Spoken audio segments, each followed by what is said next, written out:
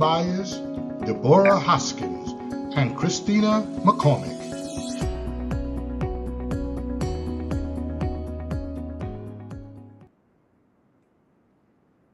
Shalom and welcome everyone to the Righteous View. We are so excited to have everyone on tonight. I am Avia Byers, and our weekly podcast will focus on topics regarding women of all ages. Our mission is to foster righteous, open dialogue on topics that have been taboo within our communities, our social communities. We want to cultivate open and healthy discussions between mothers and daughters, between husbands and wives. We want it to be where we are everyone, mature women, young women. Our goal is to educate and promote factual information, because there's a lot of information out there and it's not always factual. We want to foster getting this information out to people into these demographics concerning our biological, psychological, and spiritual existence. So we're introducing tonight my co-host, Deborah Hoskins. There she is. And sitting in for Christina McCormick is Lori Byers. We're having some issues with her video camera right now, but I guess she'll pull that up and get that together shortly. Let's just keep Christina McCormick in our prayers. She's going with having families dealing with transition and with a loved one. And we just want to keep the McCormick family in prayer as they go and handle the transitioning of their loved one. So we also have our professional panelist on, who is Shamika Byers. I am excited to have Shamika on tonight. She is our professional panelist. Oh, there's Lori. She's in. Sitting in for Christina McCormick. I'm so excited. And thank her for doing that. I called her up and she immediately said, okay. So I'm really glad. We're thankful that she did that. But I just want to introduce Shamika. Shamika Harrison Byers is a native of High Point, North Carolina, and has always been an advocate for children and families. Shamika lost her mother to breast cancer at age 14. This traumatic experience shaped the future and destiny of this community activist. She is a community activist. Shamika experienced the challenges of growing up without parents, which invoked a special interest in serving children in the community that are not raised with a traditional family structure, as well as an interest in mental health and overall wellness. After overcoming multiple challenges during her childhood, Shamika went on to earn a BSW in social work from North Carolina A&T State University and a MSW in social work from the University of Illinois at Urbana-Champaign, Illinois. And Shamika has worked in the triad for over 20 years as a mental health and child welfare social worker since that time. In her most recent position, Shamika served as a school social worker with Guilford County Schools, providing services to children and families. Shamika is a wife and a mother of two beautiful children, and I mean, they are beautiful.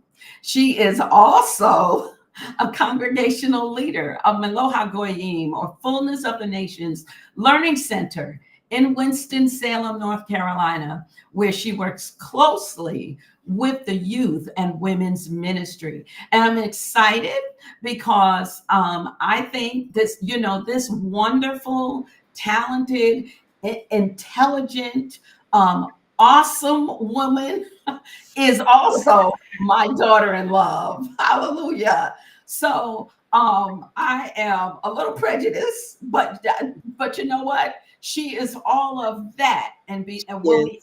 able to speak on this. She's all of that and much more than a bag of chips. So we're excited about her coming on, and we're gonna just go ahead and Thank roll y'all so much. to our you are so welcome and so worth it. Thank you so much for coming on, Shamika. Yes, yes. Oh, all right. Oh, okay. We welcome everyone. We're thankful that you're able to come on this evening to join us. I am just so excited about this topic and really what's going to open up tonight. We want to encourage you to tune in weekly. We're here every week. All right. Weekly, every Thursday evening at 6 p.m. Eastern Standard Time. I believe it's 10 Ghana time, but 6 p.m. Eastern Standard Time here in the States, right here for a thought-provoking topics,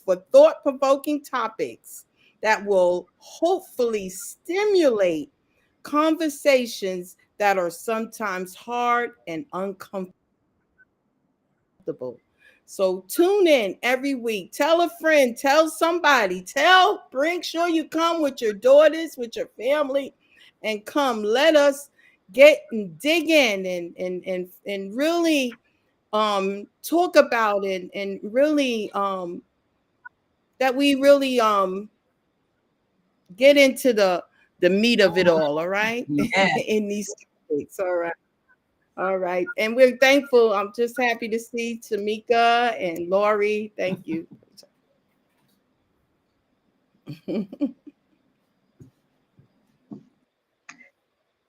All right. We welcome you, Lori. Hello, everybody. It's so great to be here. I'm so honored that my mom called and asked me to sit in on this one. Just to let everyone know, we are live on Facebook at the Hebraic Awakening and the Righteous View. And if you happen to miss a podcast, you can view it and all of the past podcasts on our YouTube channel at the Righteous View. If you enjoy the topics and the discussions have helped you in any way, please, please, please like, share, subscribe, hit all of the notification bells and buttons and whistles. Let us know that we have helped you and your family in any way. Absolutely. So we are so excited about this topic, and it's really important. We've started with young women from adolescence, and are now moving up through the stages of life. So today's topic is one that's really near and dear to my heart, and I think to a lot of those of us who are on the line, and also our co-host who's not here, Christina. The relationships with yourself um, and with others as you move into your teen years. So we're going to start out and give the floor over to Lori first. So the first topic we're going to look at the subtopic is, what is a true friend? And I think that's a really important subject for our young ladies, because during these really informative years, friendship is really important. And we find ourselves, as we are young, very young, and if we've gone to school with other young ladies, and we have friends from when we were in elementary school, sometimes the dynamic changes as we move on into middle school and on into high school, things don't always remain the same. So Lori's going to just talk to us today, and then we'll kind of open the floor up for about what is a true friend.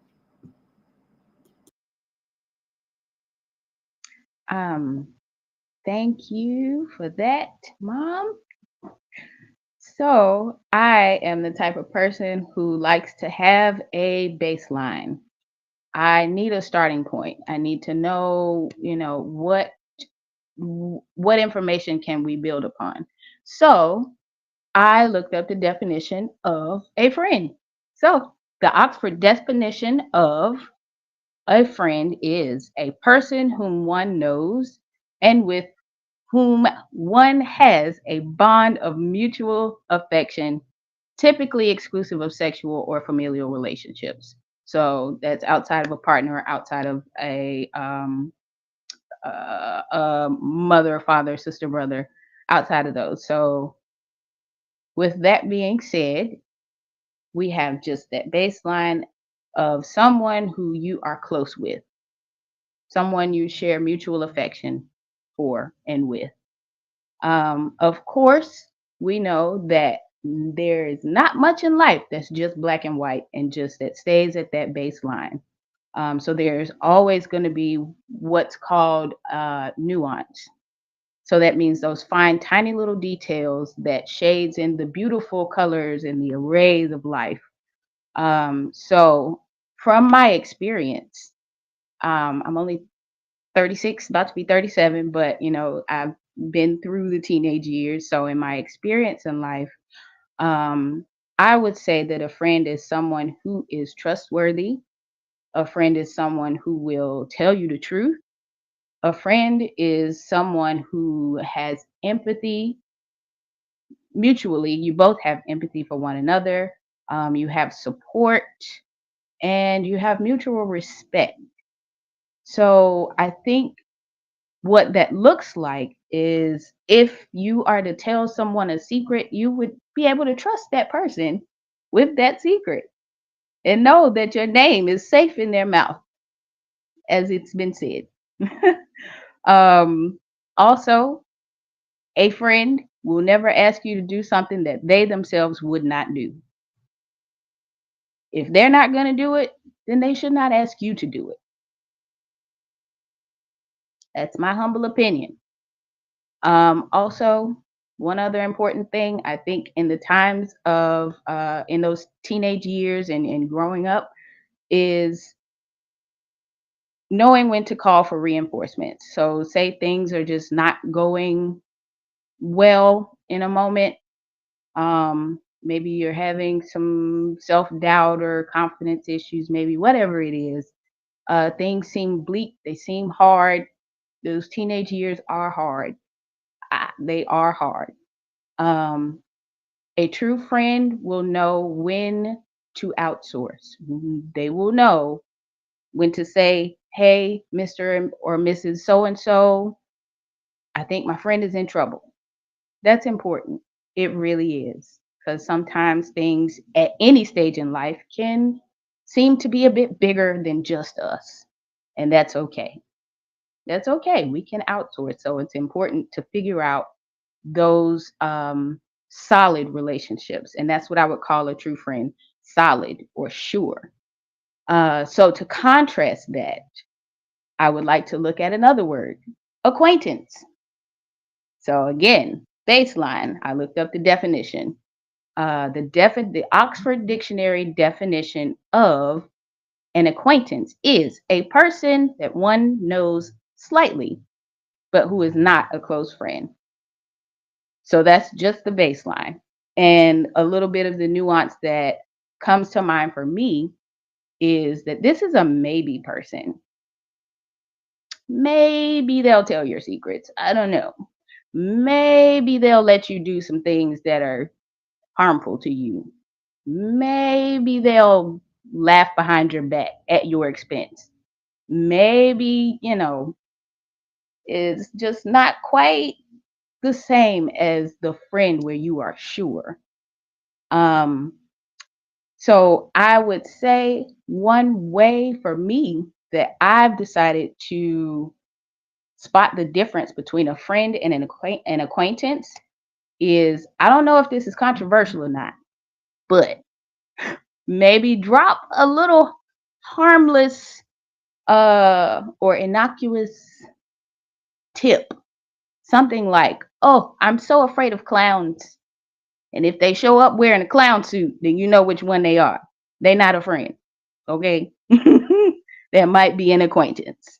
Or if you hear people talking about, "Oh, I heard she's afraid of clowns." Now you know this is not a friend. This doesn't necessarily mean that you have to absolutely cut this person off, but you know where this person stands in your life. You know that they are not trustworthy. They did not respect you. They did not support you in that tiny little moment, in that tiny little detailed piece of information. There's something that is spoken of in the healthcare field that's called privileged information, heavy on the privileged. If I give you this information, I have given you the privilege of knowing that information about me. So don't give that privilege to people who are not trustworthy enough to handle that information. Um, and I think I don't know if this is too short or too long. I'm so sorry. It's my first time, but um, I think the last thing I wanted to say in the age of social media is that everyone in the world is not our friend. We all seem connected in this beautiful, beautiful way where we can share and gather information. It just is with a quick touch of a button. And that's amazing. But just please know that not everyone is your friend. You may have acquaintances, you may know so and so, have a pen pal, as we used to say back in the day. Um, that my screen's going crazy. Okay. You may have a pen pal or whatever it is. You're writing back and forth, sharing language stories. I don't know what people share, but doing cultural explorations, whatever it is. But know that that is not necessarily a friend until they've proven that over the course of time. Time will tell who is a friend and who is an acquaintance. So just be vigilant and trust your gut. Build your gut to know which one is which. And that's all I have on friendship so far. That is great. Lori, I just want to, thinking about the topic of friend, what is a true? So the operative word there is true. This person is true, trustworthy, tried. Those T's in friendship are really important. When people talk about dotting I's and crossing T's, that T needs to be there with tried, trusted, true. And I just love that statement that I think it was a very good friend of ours said that she read where a child, they were asking, how do you know that someone likes you or is your friend? When I can trust my name in their mouth. Yeah. So I really like that nuance. I really like the idea of it might sound a little sneaky to someone to say, you know, do something like that, or sound a little underhanded. Oh, but really, truly, if you really have a concern, then it may be to your advantage to know whether this person is trusted, whether I can trust this person or not. And most times, people who are not trustworthy, y'all know it, everybody on the panel, it comes out.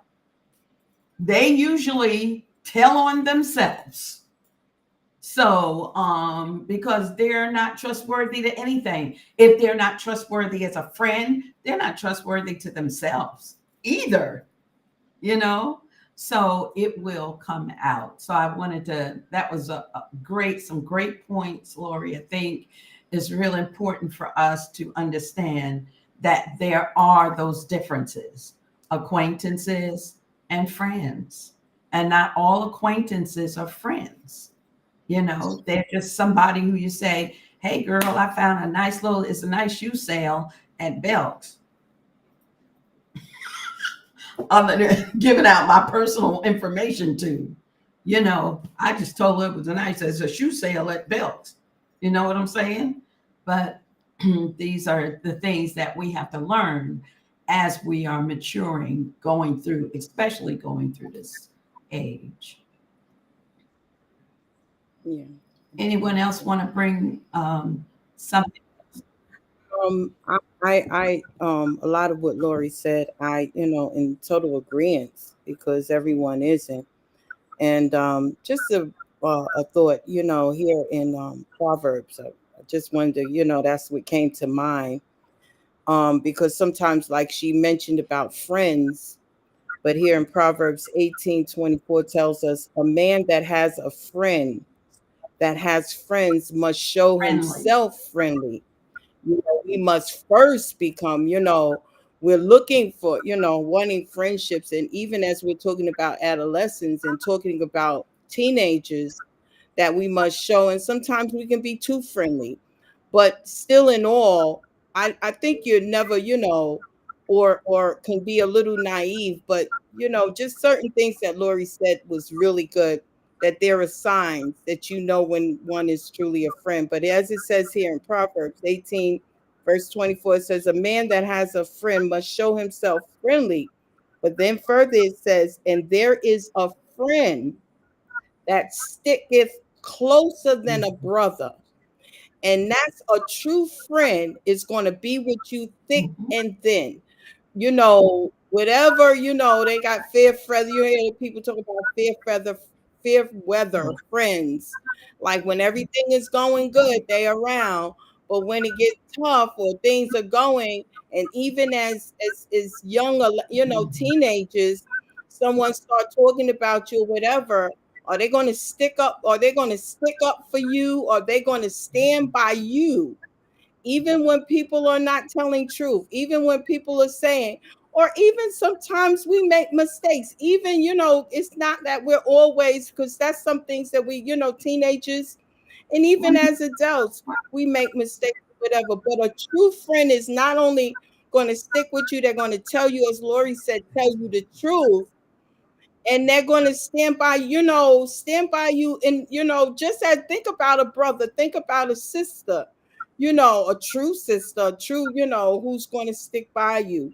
So I'm in total agreement that these things, and just on me when I was younger, just to give you, if my sister was on the line, she would say everybody was my friend. And that was me as a kid, as a teenager, everybody was my friend. And I knew some of them weren't my friend, but I was just always friendly. They wouldn't be all there. And I remember my dad used to say, where's your friend? I say, Dad, he would give us something. I said, well, how about my friend? I'm always looking out for my friends. They weren't always looking out for me, but I was looking out for them. But I say that, you learn, you learn. And even as my dad would even tell me, he said, baby, everybody is not your friend, and even though I think I knew certain ones weren't, but I just always had that I'm going to always be friendly. And then later on, I was blessed with absolutely wonderful friends. But these are things too that remember is in teenage years and these young adolescents and so forth, that everyone isn't a friend, but you can always present Right. yourself friendly, but they may not be a Absolutely. friend. They may be, as Absolutely. you said, a, just an associate. Everybody isn't until That's one right. is proven. Just as they should prove you as a friendship, as a true friend, you have that right to prove them as a true friend as well. Absolutely. Lori. So even as we, Yes. oh, Lori, go ahead. You know, I'm sorry. I was just listening to what you were saying, Prophet Deborah, and I that's amazing. Yes, not everybody is your friend, and being friendly doesn't equate to being friends. Yeah. And so that I think that's an important nuance that we have as well. It's good to be friendly. That's good, because you might find your best friend in that way. Being But I friends. was also thinking yes, I was thinking to say that I personally find it more fulfilling to have just a few friends, like actual friends, and be okay with many acquaintances.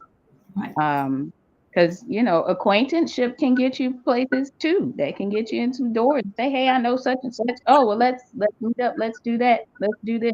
As you move further in life, in I guess the business world, that can help you in that manner. But having that core group of friends, maybe I don't know, 3 or 4, Yeah. chef's amazing Right. to me. Right. I wanted to jump in and say, Lori, I'm so glad that you brought up social media. Mm. Um, because I think that this generation is just so very different from when Mhm. any of us were growing up. And so, come on social media now, they would call us that use Facebook old heads, because really the youth are not really on Facebook like that. But when you go on there, what does it say? It's a friend request. And so you get a notification and it says somebody such and such wants to be your friend. And so a lot of times we have gone through life. Well, we can say this, our children, not the same for us. We've gone through life and meet people in all manner of ways. We could have known some folk for years, or it could be somebody we just met today, but Facebook says friend. And so even on all the other social media platforms, I think that sometimes our young people and even some of us as grown folk get confused on what exactly that means. So if somebody sends you a friend request, it doesn't necessarily mean they want to befriend you in the way that we're speaking of. Sometimes they want to know more about you. Sometimes it's to study you to see if a friendship could grow from that. Sometimes it's just to be nosy and to see what you're up to and what you're doing and all of that. But we have made, yet we use that term so casual and we use it so lightly. And I think that it fails our young people because so much drama. And I'll say, Ivy had talked about all these accolades that I have earlier, right? But my major one, the one I'm most proud of, is that I'm actively raising 2 teenagers right now. My son is 19 and my daughter, girls, okay, she's 14.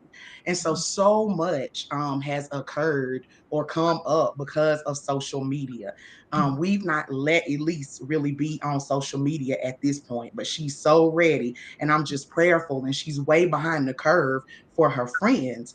But just by me being in relationship with her, we talk about everything. She is my little best friend. So much gets started on social media, and there are kids who truly thought somebody was their friend, and they poured their heart out and shared their all. And the next thing you know, they're reading it on social media. And I've also worked in the school system, so a lot of the disputes that come up, a lot of things occur outside of the school, outside of the classroom, and are happening on social media. So just the whole idea of knowing someone doesn't make them a friend. Somebody living in your neighborhood doesn't make them a friend. And I laugh when I think back to when I first started dating my husband, and I knew a lot of people. I was very friendly, like Deborah was saying for herself, right?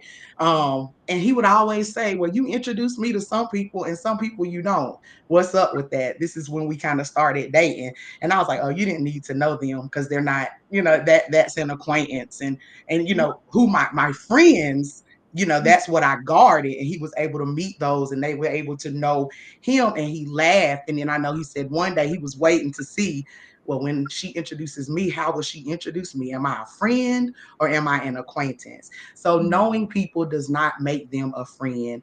And like I said, social media puts it out there like, oh, well, but you really know nothing about them. And then let's remember, for all of our young people, you're only going to show, you can be whoever you want to be on social media.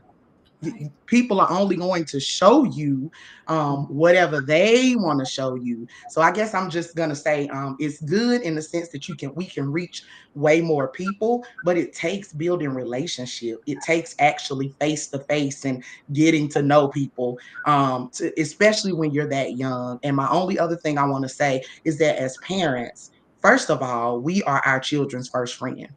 And so a lot of what we do is teaching them about true friendship. So my daughter learns what a true friend is by looking at me and looking at my relationships and looking at my friendships.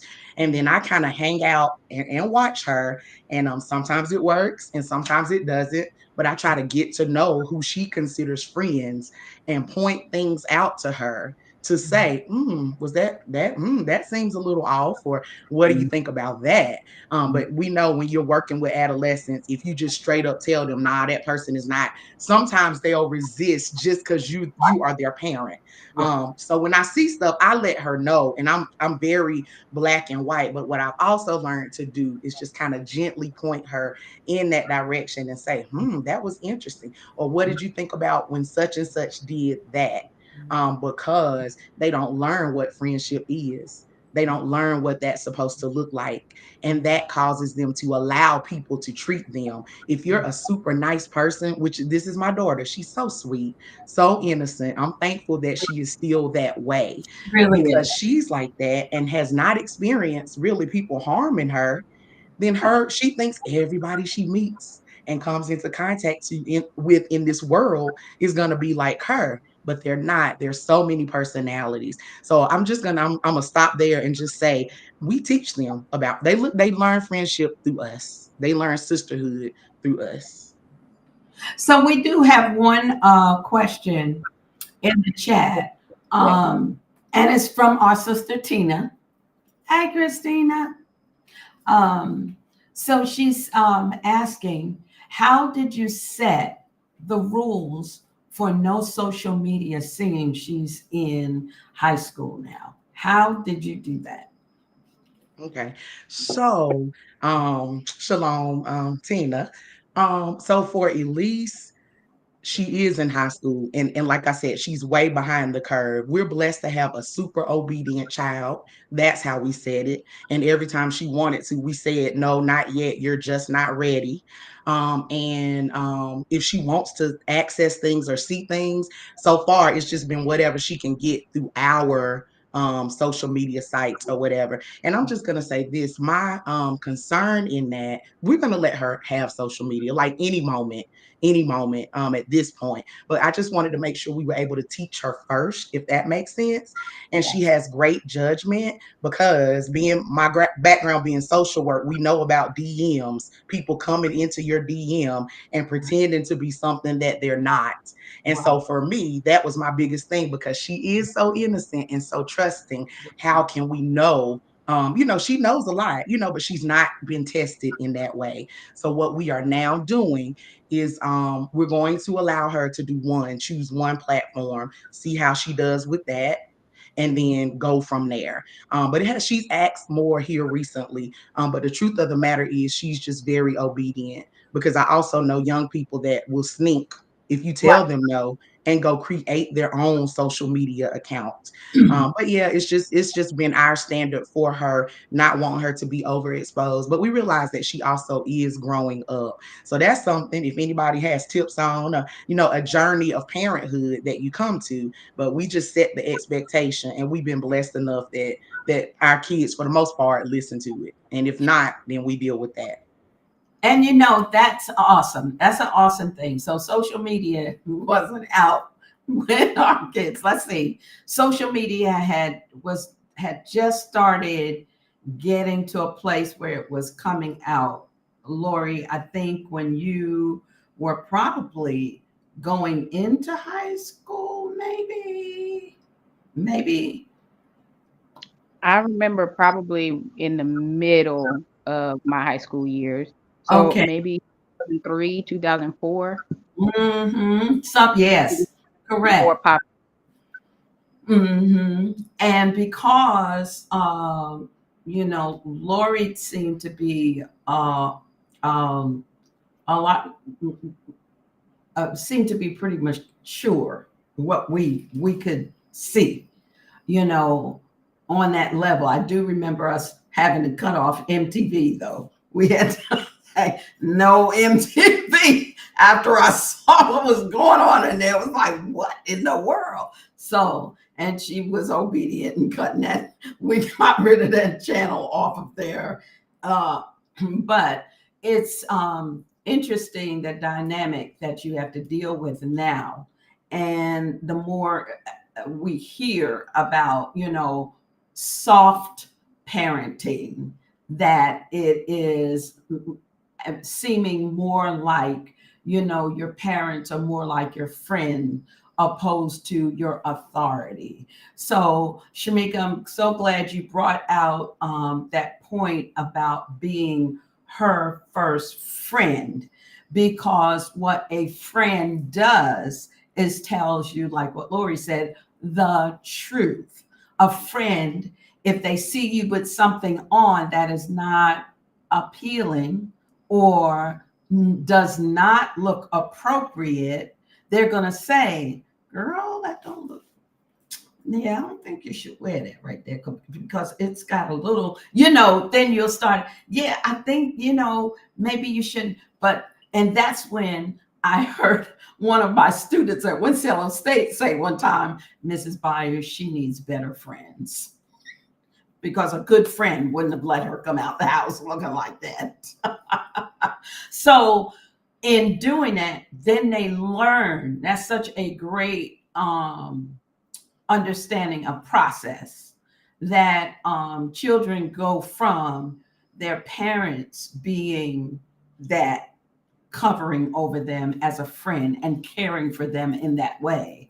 And then they go and matriculate into these other relationships, in their life. But what happens too many times, the parents get so inundated with work, with career, with this, with that. If they're going through marital issues, if they're going through family issues, if they're going through, sometimes people are going through depression, anxiety, stressful situation, and they're missing things that they should be seeing and being attentive to with their children.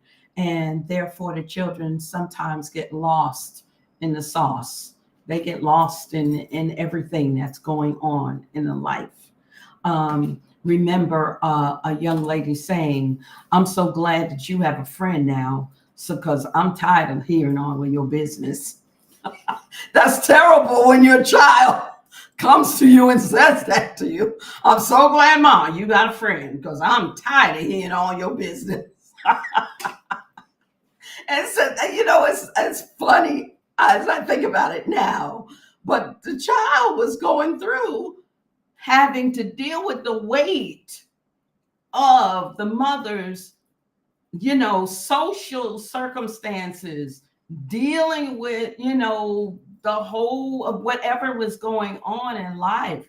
And it's, the things that will come out of our children's mouths when they, really stop and just flat out tell the truth about what's going on. And sometimes it's children can be exposed to a little bit too much. And I think that happens a lot now, because there's a lot out there now. I remember my mother saying to me, I never had to deal with what you are having to deal with. Now I'm looking at Shamika and saying, I never had to deal with what you are having to deal with now. So it's the evolution of of life, society, on our children, on our families, and trying to keep things in a place where it is conducive to love and and respect and integrity. And that's one of the things that I always tell people, look, there is something that I call within a friendship. It's called relationship integrity. So we give and we take. It's not me always giving to you, but when I'm in need, you're nowhere around. But every time you need me, I'm there. So that's no relationship integrity. So if you see where you are in a relationship, and this is for anyone, if you think about it, not just our youth or teens, but some grown people don't know how to select friends, don't know what a true friend is. But if you see that you are always giving, giving, giving, giving, giving, giving, giving, giving, and the person is never there to give back to you, that's no relationship integrity. That person is an acquaintance, and you need to take them out of your inner circle if that's where they are, and put them in that outer circle. So, does anyone else want to say anything concerning that, or we'll I roll oh on to Deborah? I just wanted to kind of land back some on what Shamika has said, because that is such a big thing, social media. Mm-hmm. And it is very prevalent, and I love what she said, of how, that first relationship being her with her daughter. And even a father, it hasn't, and I know there are single homes where the fathers may not be there, but it's important that that parent has that relationship where that child is not, or that teenage is not looking, because sometimes it starts even younger, when you're giving them the tablets, when you're giving them the things, and they're on these TikToks and they're on different things and all these different social medias, where they're saying, well, that's the thing. And they infatuate. Kids tend to infatuate. They make situations or things more than what it is, from just the mesmerized by the things that's going on. So they make these things, imaginary things, even a friendship like this is the thing. Whereas if they have that one-on-one with the parent, or even parents, a household, a family, where the dynamics are, or they're being stimulated, because a lot has to deal with being stimulated, and they're looking for that in other areas, where it needs to be in the household first. Mm-hmm. You know what I Right. mean? And in that household, like, and I know that, Lish, she's a sweetheart, but the boundaries were already set. There was certain, and even how Shamika had said, how in essence, even with friends, Mm-hmm. how she said, taking notice, not being naive and just letting your kids go and Right. do. You're being tentative on who they're associating themselves with. And even how she said, not say, well, I don't like that person and you don't need, well, what do you think about it? Let them have their own Mm-hmm. reasoning, that they're learning how to reason. Mm-hmm. That's because they're immature, but you're teaching them to Right. use certain tactics where they can learn, and this is how they mature. Well, mom, what you Yeah. said, or dad, what you said. They'll think about it, even if they don't say it right away. It's something that sticks with them, and that's why it's important as a parent to be in tune with your Correct. child. no matter how important your jobs are, you know, and all of these Right. things, you got to make time Right. because they're your responsibility. Absolutely. That's the first and the foremost. The jobs is not your major responsibility. Your child That's right. is. And that's what you want to raise them because just like we know the social media, we know all the ins and out and even how they'll go on. And all these young people got phones. Mhm. They get phone numbers or Mhm. whatever, and they're texting. And a lot of things you ain't looking at their phones, and you don't always know what's going on. But with that relationship, you know when something's off. You know when something just so you tune in and you be alert. And just as you said, Avia, in regards to um not having them so much in your business too, because a lot of things, even with parents, when you're with parents, they if both parents is in the home and they see that you're not respecting one another, they're going to side. Let me tell you, young kids, one thing about teenagers and children, they know how to play. They know how to play a parent on another Right. one. They know, I'm telling you. So you got to be somewhat of a united force, and there has to be respect Right. always. Respect that has to be that has to remain, and that's why I said about the Right. boundaries, because they're not Right. experiencing, and you know when they become teenagers, you know, like oh they're in this position where they think they're grown, but they're not grown, you know, and they're feeling their oats, and especially as we talked about adolescence, you know, going into puberty and all of these different things. Mhm. They say you smelling yourself. Remember parents say, oh, you think you smelling, and these things go on. Okay, you think you smell, let me give you the real deal, you know, and then you kind of tune in where you get to, you got, because if you give a little room, before you know it, you done lost sight, and it's hard to get that back. That's true. And so, with that, we're going to roll right into the levels, Deborah, Yeah. of relationships, because some people And don't yeah. know. Lori went into it, and it's a great lead in to your segment in talking about levels of relationships.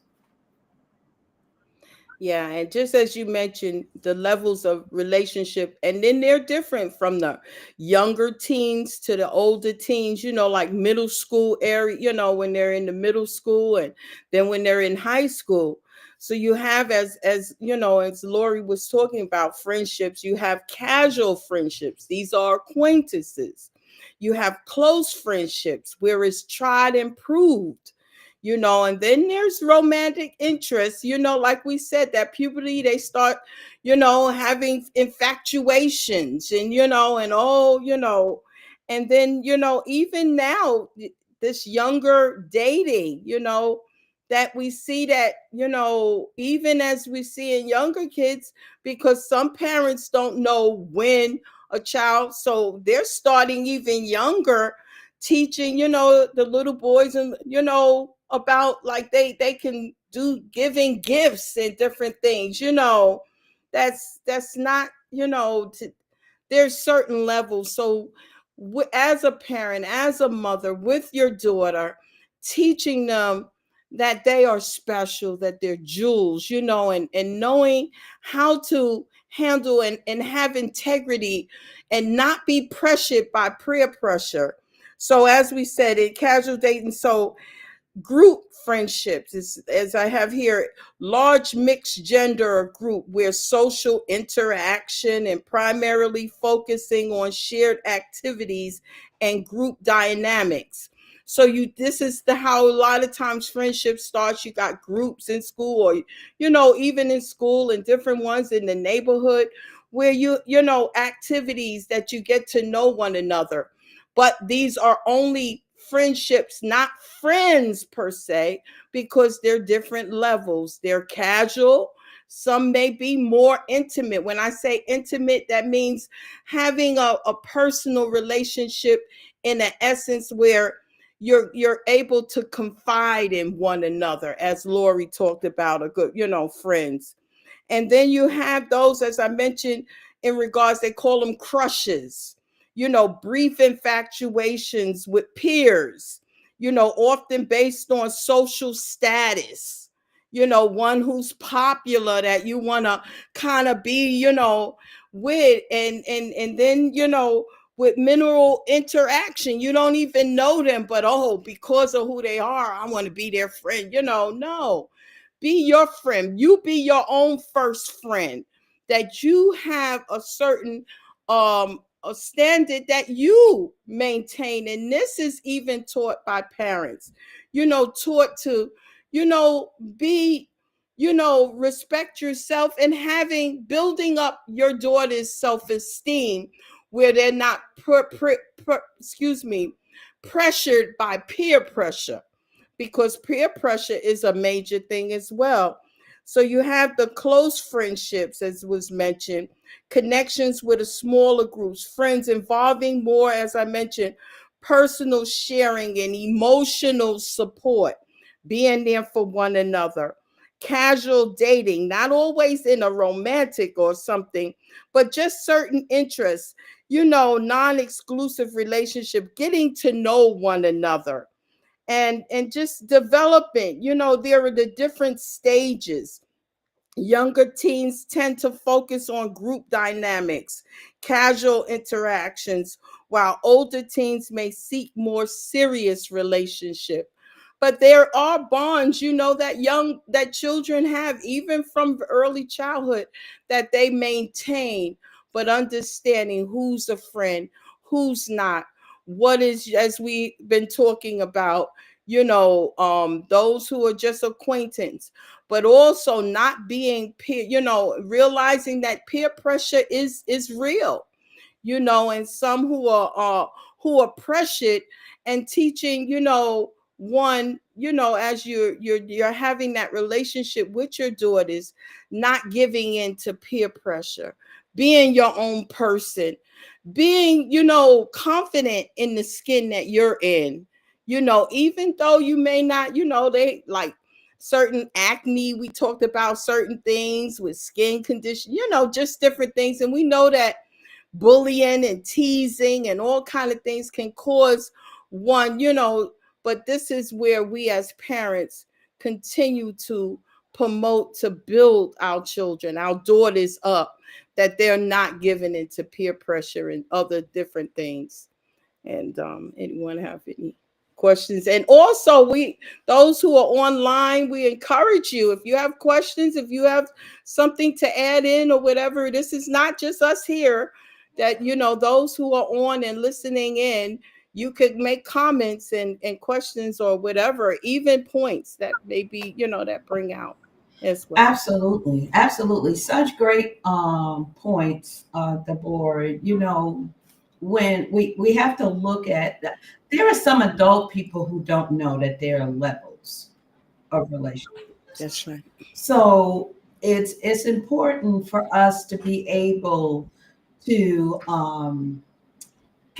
and this is not going to sound good, but I'm kind of a really black and white person.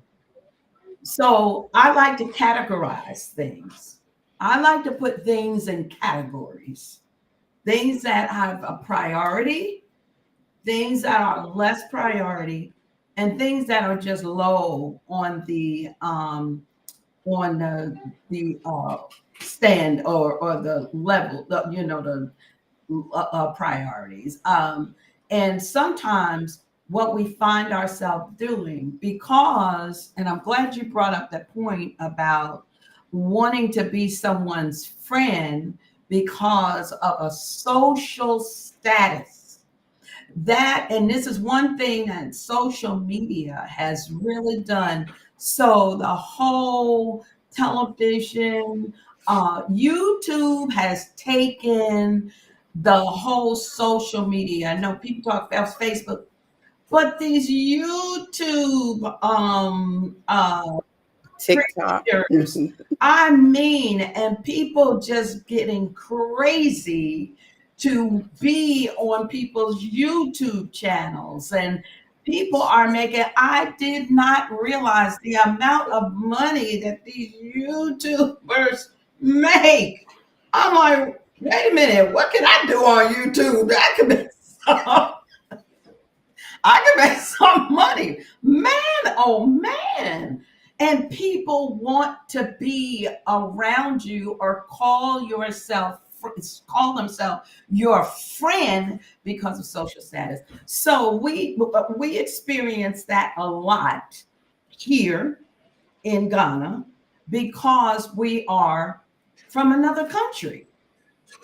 So people want to be able to say, "Oh, you're my friend, my friend, my friend, my friend." I'm like, I don't know you. You ain't my friend. I mean, I don't know you like that. Yeah, because I don't call everybody friend. But here, people might get a little more offended when you say, "No, we're not friends," like that. But they have, because the culture is different in what they call people. That's why everybody, calls people just out of, if you're older, mom or mommy or daddy. It's not that they have that level of respect for you. They say that, but they it's because it's culture, and this is what they do as a culture.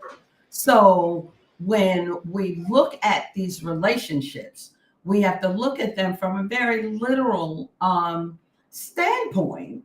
And I just don't use, I'm one of those people that I don't use that word friend lightly. So I'm not going to say this is my friend if they are not truly a friend.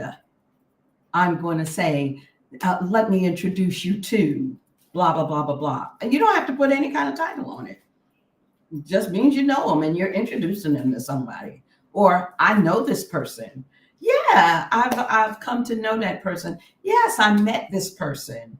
But it seems to be like a social important on many levels, especially within that age group that we're talking about. That it's important for me to be connected to you in some kind of way because you're somebody. So we have to be careful of that because some people want to get to know you because of what you can afford them or what they can get from you or what they can like if you had a friend who was wealthy, when you were in school, and it's like they always giving you stuff, hey, take this, I can get another one. Hey, take this, I can get another one. It's like because you have this friend who is wealthy, now that is taken advantage of. So and then sometimes when people are wealthy when they're young, they find themselves in those positions because they're seeking a true friend. So a lot of times they don't realize these people are taking stuff from you and they're not your friend. They're just taking advantage of you. So I think we can all take something from that, experience. Something else that I had here, and something fluctuating emotions, talking about relationships with teenagers. Here it says teenage relationships can experience intense high and lows due to hormonal changes and emotional development because they're still developing. So they have their highs and they have their lows. And then also, effective communications is crucial for navigating the complexities of teen relationships. And then, as we mentioned, establishing healthy boundaries and respecting each other's needs in essential is essential in any relationship. But then realizing the emotions, that they're going through. Right. So these are all things that we have to, take into consideration as a parent, as one with our daughters, that we kind of key in on these different things as well. Someone, so true, Deborah. Someone also put in the chat that this also happens in different churches. I think church is one of the worst. I just look. I was raised up in the church. PK, dad, a preacher, the whole 9 yards. So church can be one of the biggest places and culprits in that those social hierarchies and people coming into the church and wanting to be the pastor's son's friend or the pastor's daughter's friend or it's a big thing. Oh yeah, I'm the pastor. I get to go to the pastor's mansion every weekend and spend the night with their daughter. She's my best friend. And then all of a sudden it goes from you not knowing this person and the bad part, okay, you not knowing this person and then finding yourself in a really intimate place where these people live and seeing them outside of this church or religious establishment, and then also having there's horror stories about young people being taken advantage of because this pastor, shepherd, preacher, teacher, whoever family has now taken advantage of this person, and the person was just enamored at the thought of being in this pastor's house or this bishop's house or being in close relationship with this pastoral family. So I think the church can be very toxic in that respect, because sometimes friendship is just not, there's no lines, there's just no lines, and then you find yourself it's just unfortunate. That I'm glad you put that on there, Evelyn, concerning that, because even in not just those social areas in school, in work, but in our spiritual gatherings, sometimes can be very hard to know who is friend and foe. I think Lori wanted to Yes, say Lord. something. Thank you. I was going to say to Prophetess Deborah's point about the emotions, I was sitting here thinking about that exactly, that during those teenage years, all of those emotions are really being honed in that. I think it's the prefrontal cortex. I could be wrong, whatever, science. But your brain is really developing in a more keen way during that time. And it made me think of just as quickly as a toddler or an infant develops all of that brain activity, how to walk, how to talk, how to be able to move your fingers like this, how to do all of these quote unquote simple things, is really difficult. Fast forward to those teenage years, learning how to understand and identify those emotions is really, really difficult, really difficult. And looking at your relationships is one of the ways that we're able to develop the understanding of ourselves as an emotional being. And I think it's just really, really important to look inward and check in with yourself and see, how am I feeling about each and every relationship. It could be spot on, it could be off, but that's what I'm saying. This is a time of intense learning, but just taking the time to check in and see, do I feel anxious or giddy about when I see this person? Do I feel sad or depressed when I see or hear about this person? Do I feel mad when I think about this person? Do I feel, just considering what you're feeling and then diving a little deeper into maybe why you're feeling what you're feeling, I think is an important part of the teenhood that I think we should, push for a little harder, I guess. That's it. I also wanted to jump in and say, I appreciate what Prophetess Deborah shared about just the different levels of friendship and relationships and developing and how that looks. And I think this aligns with exactly what Lori was just saying as well. And what I'm a firm believer of is the idea of being able to model this for our adolescents and our teens, because they're going to do all of these things and they're going to form opinions, but we can be there to gently guide, if that makes sense. So, like what Prophetess Deborah shared about the large mixed groups, it maybe when they get a certain age, kids want to all hang together, girls and boys. And then eventually, you start liking somebody, and it might be individual relationships. And we understand, all of us being women of faith, right? Um, but unfortunately, sometimes we are afraid to allow our children to venture out. We are afraid to allow them to fellowship, to have conversations, to talk and interact with people that are too different from us, if that makes sense. And I respect, like I firmly believe that every parent prays, unto the Most High, and He speaks to them on what is best for their child.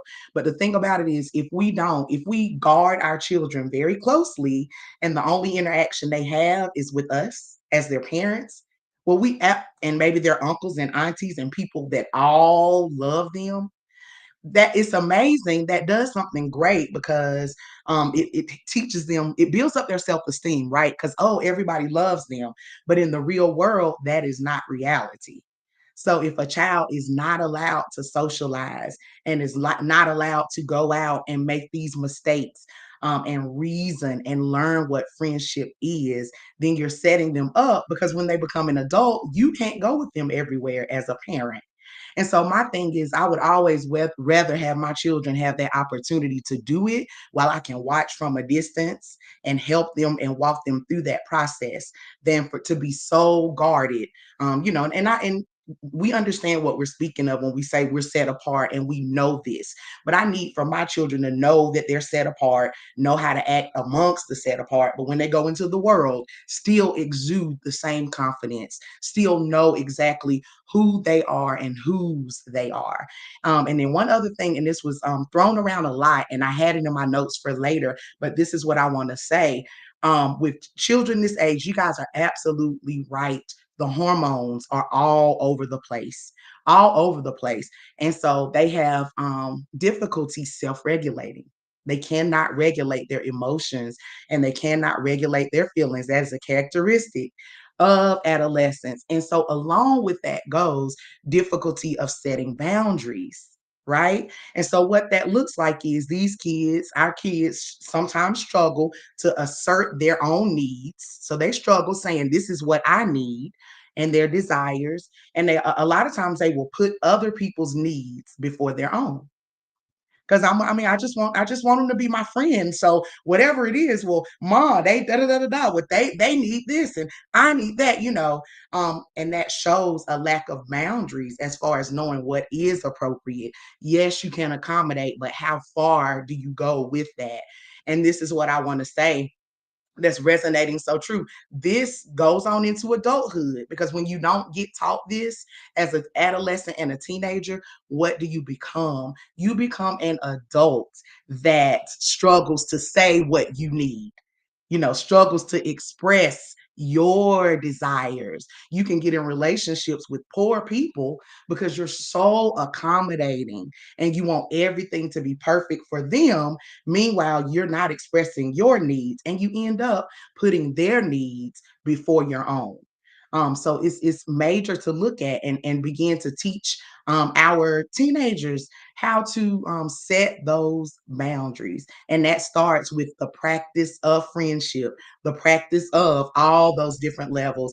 And we have to be prayerful and we have to guard, but we also have to be bold enough to say they need to live. Go ahead on out, go on out and do what you need to do. Because it's so much easier. We all have dealt with grown adults, and it's so hard because adults we still get our hearts broken when we really truly thought someone was a friend, and perhaps you get that ultimate betrayal. But it's just a heartbreaking thing when you see someone that, I think Ravis was saying over earlier, they pour and give and just end up empty. So I'm saying let's model this for them now and let them have little, get acclimated to it so that they don't become adults that are still struggling with boundaries. And that's so important. So much has been said. Yeah. It's Yeah. so important that we see that. And I mean, the hardest thing that I think I did as a parent was had to stand back and allow my children to experience certain things, because you want to be Yeah. there to just grab them and hug them. You want to be there to fight for them. Look, I feels that way right now today. Bother one of my kids, I will get on a plane and I will come to the United States and I will hurt you.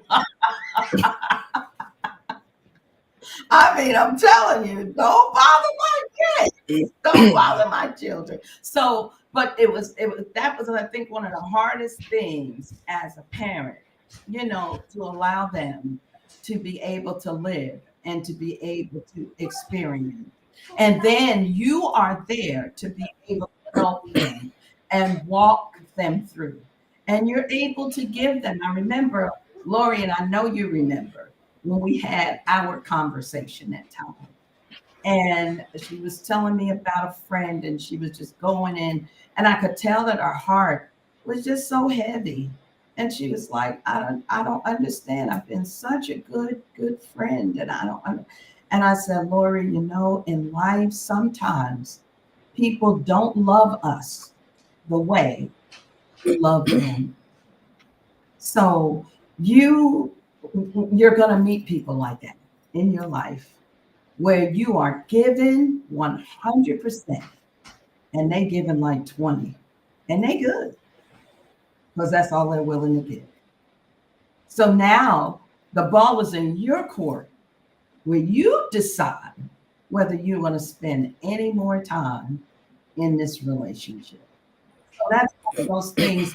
The sooner you learn it, the better. But the hormonal thing does come in there. And the thing about wanting to be liked. And I remember that being in middle school and being in high school and wanting to be liked by people, wanting people to say, that you were cool or that it was nice hanging out with you or all that. But you didn't get that all the time. So it's important for us to share with our daughters and our children, period. That not everybody's going to like you. And Shamika, on that note, I'm going to take this, but I'm going to quote you, Shamika, on this. And I still say this quote to this day. I just said it to our assembly not too long ago. You can be the sweetest peach in the world. But if somebody don't, and it's the best peach cobbler, you can be the best peach cobbler in the world. But if somebody don't like peaches, guess what? They're not going to like you. Period. Not everybody in the world is going to like you. So we have to get to that place where there are some people and it's okay. Personalities sometimes clash. Sometimes people just don't mesh together. And it's okay. It doesn't mean that you can't be friendly, still, we can still be friends. So, with that, we are going to get into this topic. Um, we've talked about paying attention to your children. I think Deborah brought that information out, how important it is, no matter what your job is, no matter what your position is in your professional career, or in you may be a minister, or in your spiritual career. Because let me tell you, pastors, preachers, kids get neglected a lot of the That's time right. because their parents are busy trying to build this church or trying to be family to a whole nother group of people. And then their family will go sometimes neglected. So we're going to move into this part where it's important for us to pay attention to our children and pay attention to the differences and what is happening with them.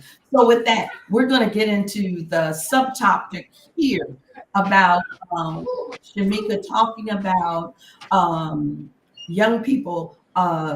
What are the signs? How do you see yourself when you look in the mirror? When I remember being a teen and not liking the way that I looked, not liking my hair was too short. I felt like I was too thin and too good. So not liking the way that I looked. Um, what do you see when you look in the mirror? And the signs, parents, of depression and also low self-esteem. So Shamika, take it away. Okay. When you said you were going to quote me, I was thinking we could all be in trouble here. This is either going to go really good or it could go. But that wasn't so bad. I would never say anything Um, bad. That's between us. right. Um, yeah, so this is a very I've enjoyed everything thus far. Again, I'm thankful to be here on the righteous view with these righteous women of Yah. Anytime I think about this, the topics that we're speaking of is very dear and near to my heart. At the beginning, they shared just a little bit about me, a little bit about my life, and I spent a lot of time navigating childhood, adolescence, teenage years, and even early adulthood, just by myself trying to figure stuff out. And it came from, and this is common. I feel it important to share this because we want to look at the reason why. Why do kids end up with low self-esteem? Why, in fact, do kids end up depressed? What is going on? And when it gets so bad, because unfortunately, suicidal ideation, it can get that is the extreme of it, right? It can go to just little small self-thoughts, negative thoughts, all the way up to that. And so I think about, and I'm gonna be really quick on this one. Both me and my brother experienced losing our mom at an early age. I was 14, my brother was 16. And so the consequences of that, it looked very different for both of us, if that makes sense. So my mother was sick from the time I was 8 years old all the way up until she passed when I was 14. And what happened during those years is all the adults in our life were so busy caring for my mother, which was very necessary. She was ill. So her aging parents, were taking care of their daughter, which no parent ever wants to be in that position of. But, the cancer was just, racking her body. On top of that, I have 7 uncles, 3 aunts at that time. But my mom, she wasn't even the baby of the family. But all of the adults in the situation were very busy processing their emotions, their feelings of losing their sister. This is, this is what's going on. We're all praying to the Most High. She fought for however many years, but ultimately we see her health kind of going downhill, right?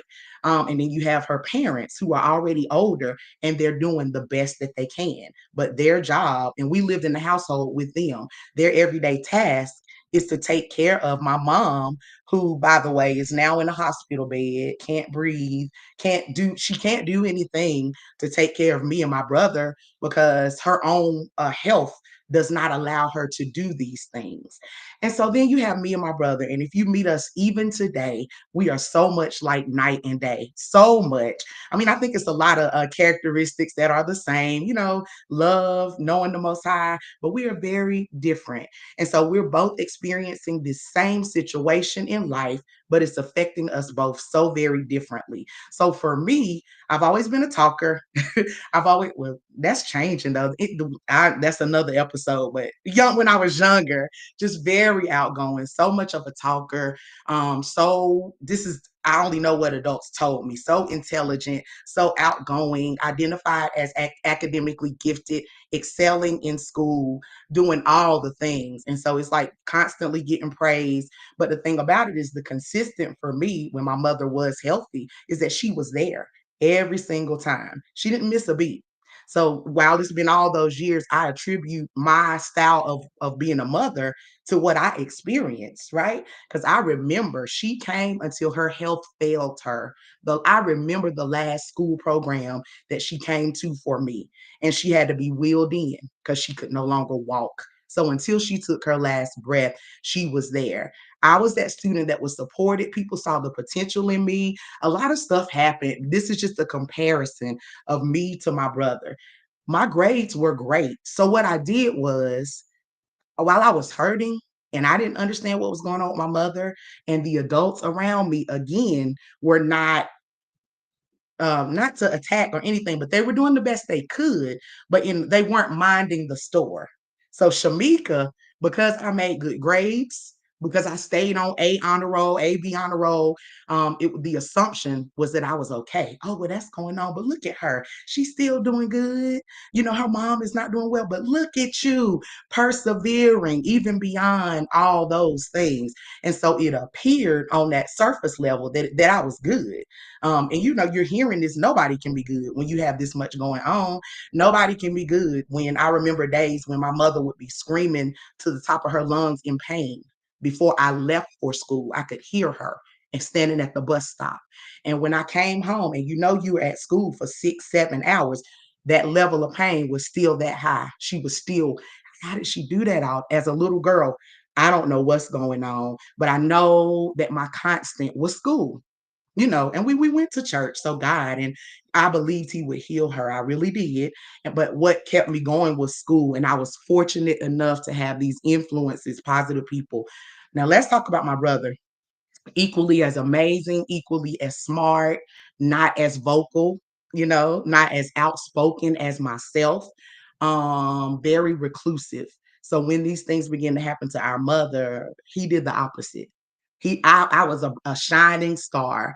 He did not want to go to school.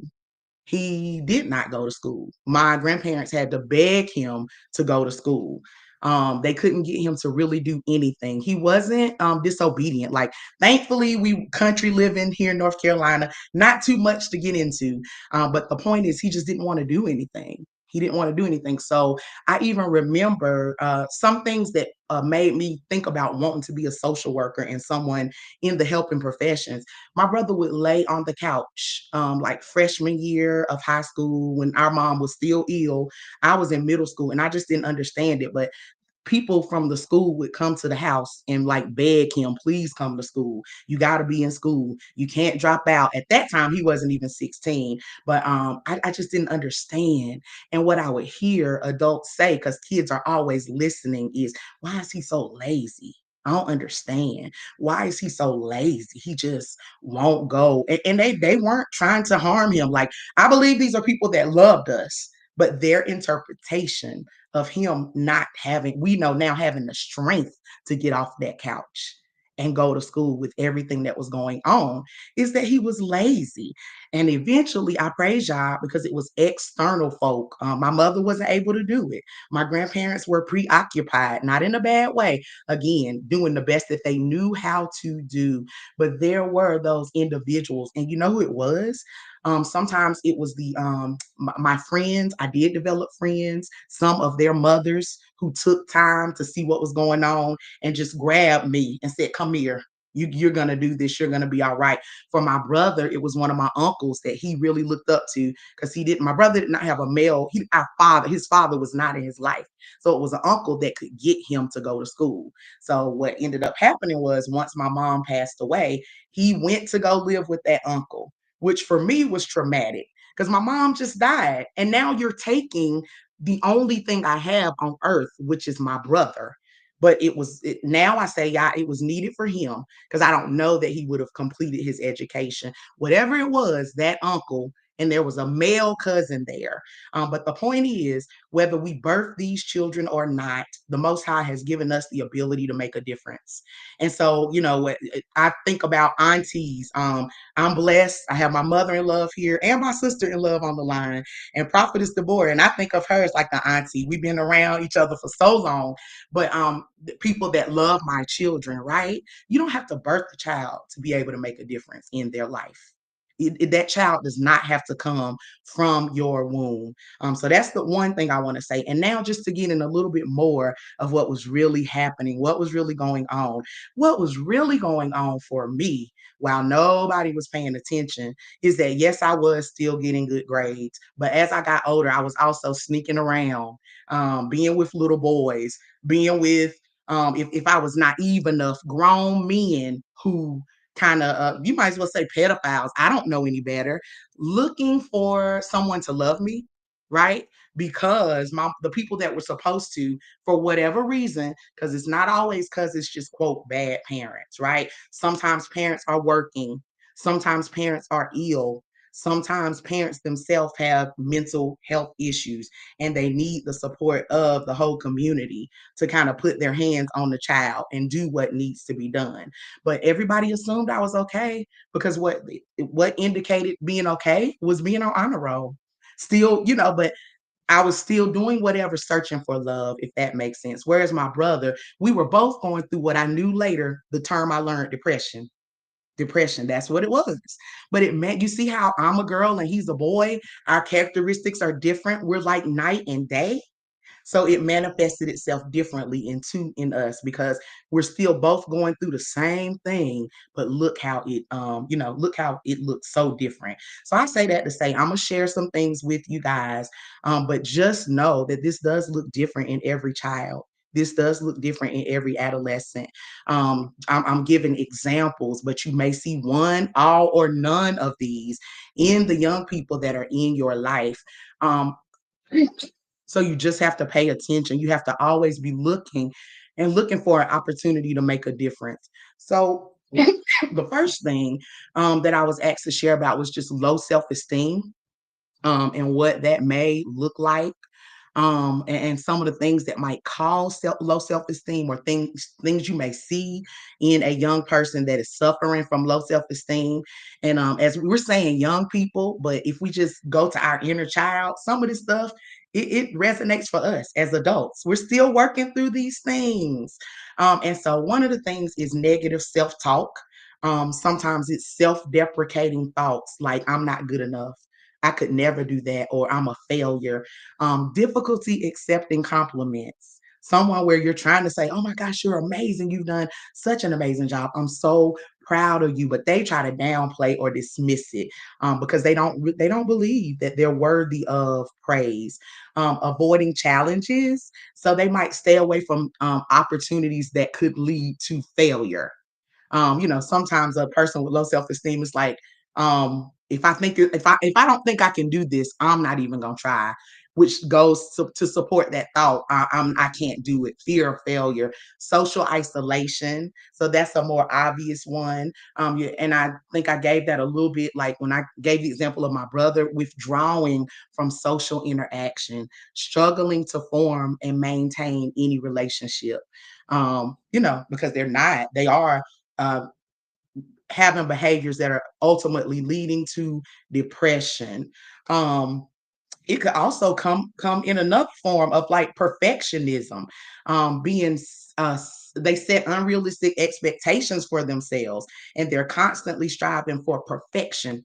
Everything has to be perfect, and then overly being overly critical of their own shortcomings. So when I can't do anything, I'm just the worst of the worst. I'm a bad child, I'm a bad person because I can't do these things. We know, unfortunately, substance use, a person that's suffering from low self-esteem, and then they kind of get introduced to the wrong circle, get around the wrong people, substance use. And this is where I interject that I include marijuana as substance use, because a lot of young people use that as a coping mechanism. But I need them to study and look at the long-term effects of that and what that ends up doing. It greatly affects you. At the time, it seems like something that's relaxing. And then nowadays, and I have to interject, this is the social worker in me. Come on, you're buying things, you don't know where it came from. It is laced. And now you're addicted to something else, because their goal, they don't care about how you feel. They don't care about your emotions, your low self-esteem or depression. They care about that dollar. So if I can get you hooked on this, then you only want to come and get it from me. So I'm saying be careful and be mindful, because that's so casual, which is scary now. For a lot of this generation, it's almost like drinking water. We had some fear. We had some fear, but now I'm telling you, it is so common. And then we see this acting out acting out, right?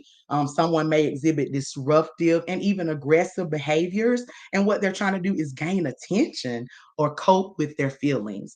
I know y'all are listening to this and like, yeah, you sure you talking about the adolescents? Because I know some adults that do these same things. And when it goes left unchecked, that's what we become, the child that becomes the adult that is still struggling with that thing. And then there's some things that are with our understanding the people that we are, a brown, dark people, we deal with things that are kind of different, and they can lead to low self-esteem, like racism and discrimination. It can have a profound impact on a child's self-esteem, because their parent have built them up and said, you are the cream of the crop, you are the top as far as I'm concerned. And then somebody else in society doesn't speak life into their life, said something horrible. I remember during COVID, one of my son's teachers emailed him, and because he failed to do an assignment, it was the choice of wording that triggered me. And he told him that this was the epitome of laziness, that he was the epitome of laziness. So one of my things I always say is speak life or shut up. I'll tell you that, because you can correct and still speak life. But that's neither here nor there. There's microaggression. So, everyday acts of racism contribute to marginalization and low self-esteem. So how other people see us, a simple way of saying that, how other people see us brown and black people can affect, if we allow it to, our self-esteem. Consider those kids who go to a school where they are the minority. Nobody there looks like them. And so they begin to internalize whatever society is saying, and that leads to their low self-esteem.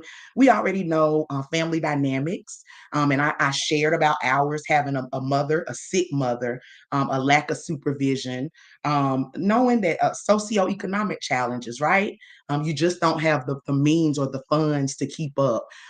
Parents are, y'all said soft parenting. Yeah, that's an understatement.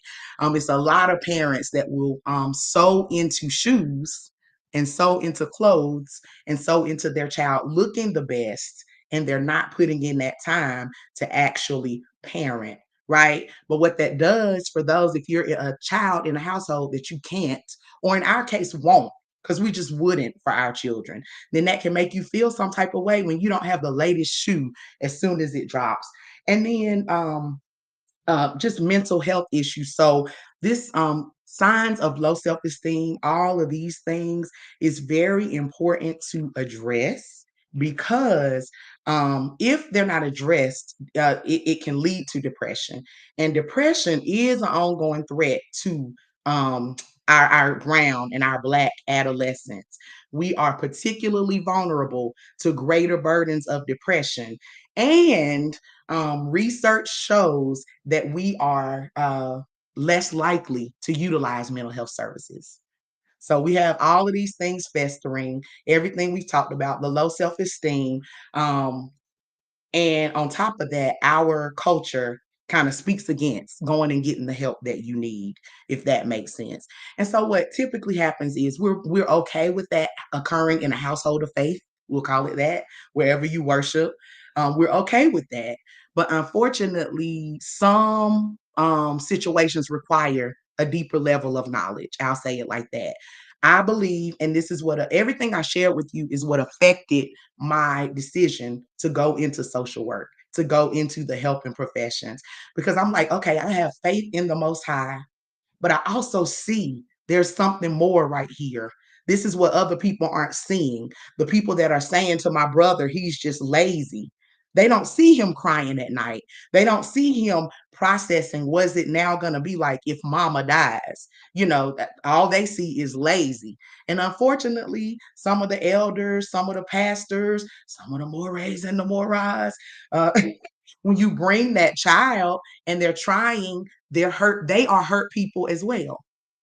Because remember, we talked about how it starts out in adolescence. And when you don't get the help you need, you grow up and you become an adult who is still dealing with the same struggles. And so then we will have a title. And instead of having a title doesn't mean that Yah's work is done in your life. He still has some things to work out. But instead of owning the fact that I might not be the best person because of this, when someone comes to us, um, we just say whatever we think. We say whatever we think, and it leads to the person not truly getting the help that they need. So our adolescents are very likely to have untreated depression, and that's due to social network influences, varied perceptions of services and providers, and then just the stigma. And now it's more common now, and I'm glad to hear that people saying, yeah, I have a therapist, yes, I get counseling. But back in the day, it was like, oh, they crazy. Like what's wrong with him? Ooh, something, your brother is a little off. What's going on? And so it's just so much stigma associated with that. And unfortunately, research also shows that unlike some of our counterparts, when we do seek help, a lot of times we don't end it, we don't finish it. So we go to 1 or 2 sessions and then that's it, or we don't follow through with it. And so those are some things as far as low self-esteem. We talked about a lot of that, kind of what gets you into that place and why it occurs so frequently within our culture, within with our kids. And so then there's teen depression. And I'm just going to give y'all a really quick list because I feel like that's kind of what you're wanting to hear. How do I know? Okay, I heard what you said. How do I know that it has gone from just low self esteem and now it's creeping over into depression? So when you look at depression, there are emotional changes that occur and also behavioral changes that occur. So emotional changes, of course, the child or adolescent could feel sad, crying spells, they're crying now for no apparent reason, frustration or feelings of anger, even over small matters. The smallest thing sets them off. And you like, why are they so emotional? It was really nothing at all, feeling hopeless or empty, irritable or annoyed mood. And we have to be careful with these, right? Because we know our young women, I mean, they're going through things, changes in their body, start in their menstruation, and that can also lead to mood swings. So that is a thing that happens. And I don't want us to now go and be like, oh, she's depressed, look at her. No, what you also should be doing as a parent is tracking that with your daughter. I absolutely do. And I know, so I wait for her to tell me, I'm thankful that we have that relationship. And I'm like, I just need to know for your health if something is needed, yada, yada, yada. So this is how in sync, it is scary in sync that you really need to be with your daughters. Loss of interest in pleasure or things that used to make them so happy and excited, all of a sudden they have lost interest. And then conflict with family and friends. All of a sudden they can't get along with a person. Ongoing sense that life and the future are grim and bleak. Frequent thoughts, and this is where we don't want it to get to, frequent thoughts of death, dying, or suicide. They begin to, ask you about death, be fixated on death. Get them phones, scroll through them sometimes, whatever devices they're using, see what they're interested in, and try to figure out why and what's going on. Now, some of the behavioral changes, sleeping more, tiredness and loss of energy, or insomnia. It could be the opposite. They're staying up too much. Changes in appetite, so they're not eating as much, losing weight. But it could also be weight gaining because we use food to self-medicate. Guilty. I'm guilty of that one. You find out, of course, that they're using drugs or alcohol, social isolation, performing poorly in school when they have been a good student, when they have done well, all of a sudden these things don't matter to them anymore. Having angry outbursts, disruptive or risky behavior. That's dangerous. What are they doing trying that?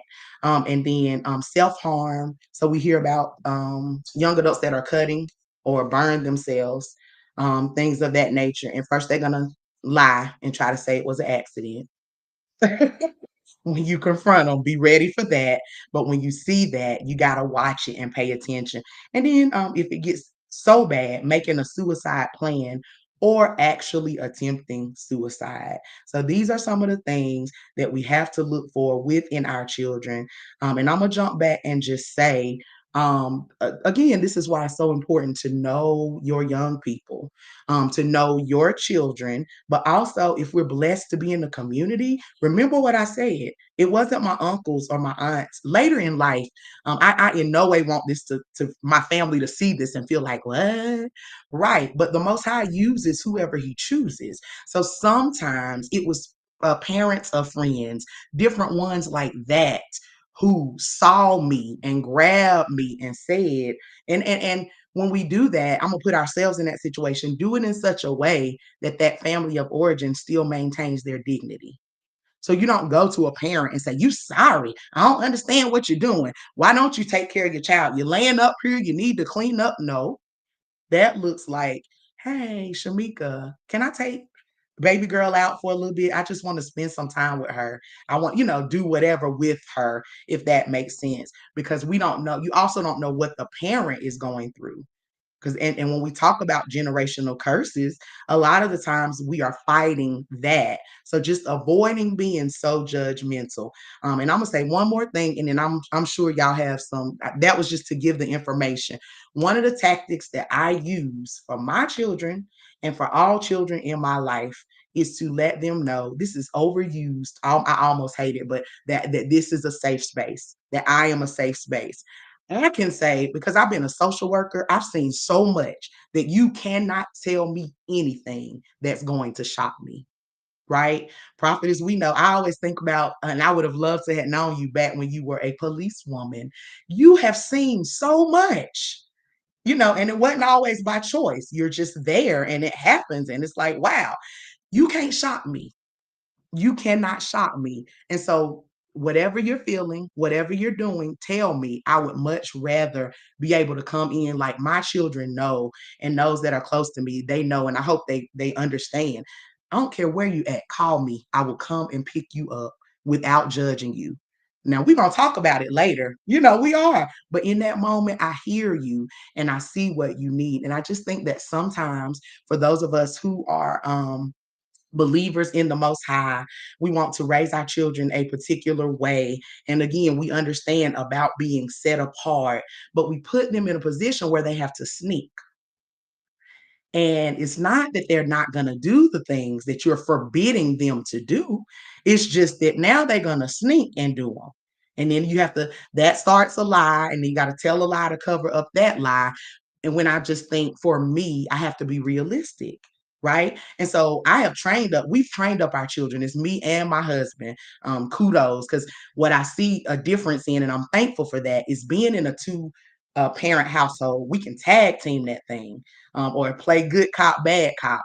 But ultimately, they can't shock me. And I tell them, there's nothing you can say or do that will shock me. And I'm not going to judge you. But in order for us to really find out what's going on, you got to tell me the truth. And even for some of the other youth, I will help you talk to your mom or talk to your dad, but we got to figure this out. Let's figure it out. We'll figure it out together. So I'm going to stop. I'm going to pause, and I'm just going to, as we say, open it up for anybody, anything that sparked, or anything to add or questions with all of that. Shamika, thank you so much. And this is the thing I really love about you, is that, are you all hearing? You hearing background? We can hear you. No. You don't hear? I was on mute, so I don't think it was coming from me.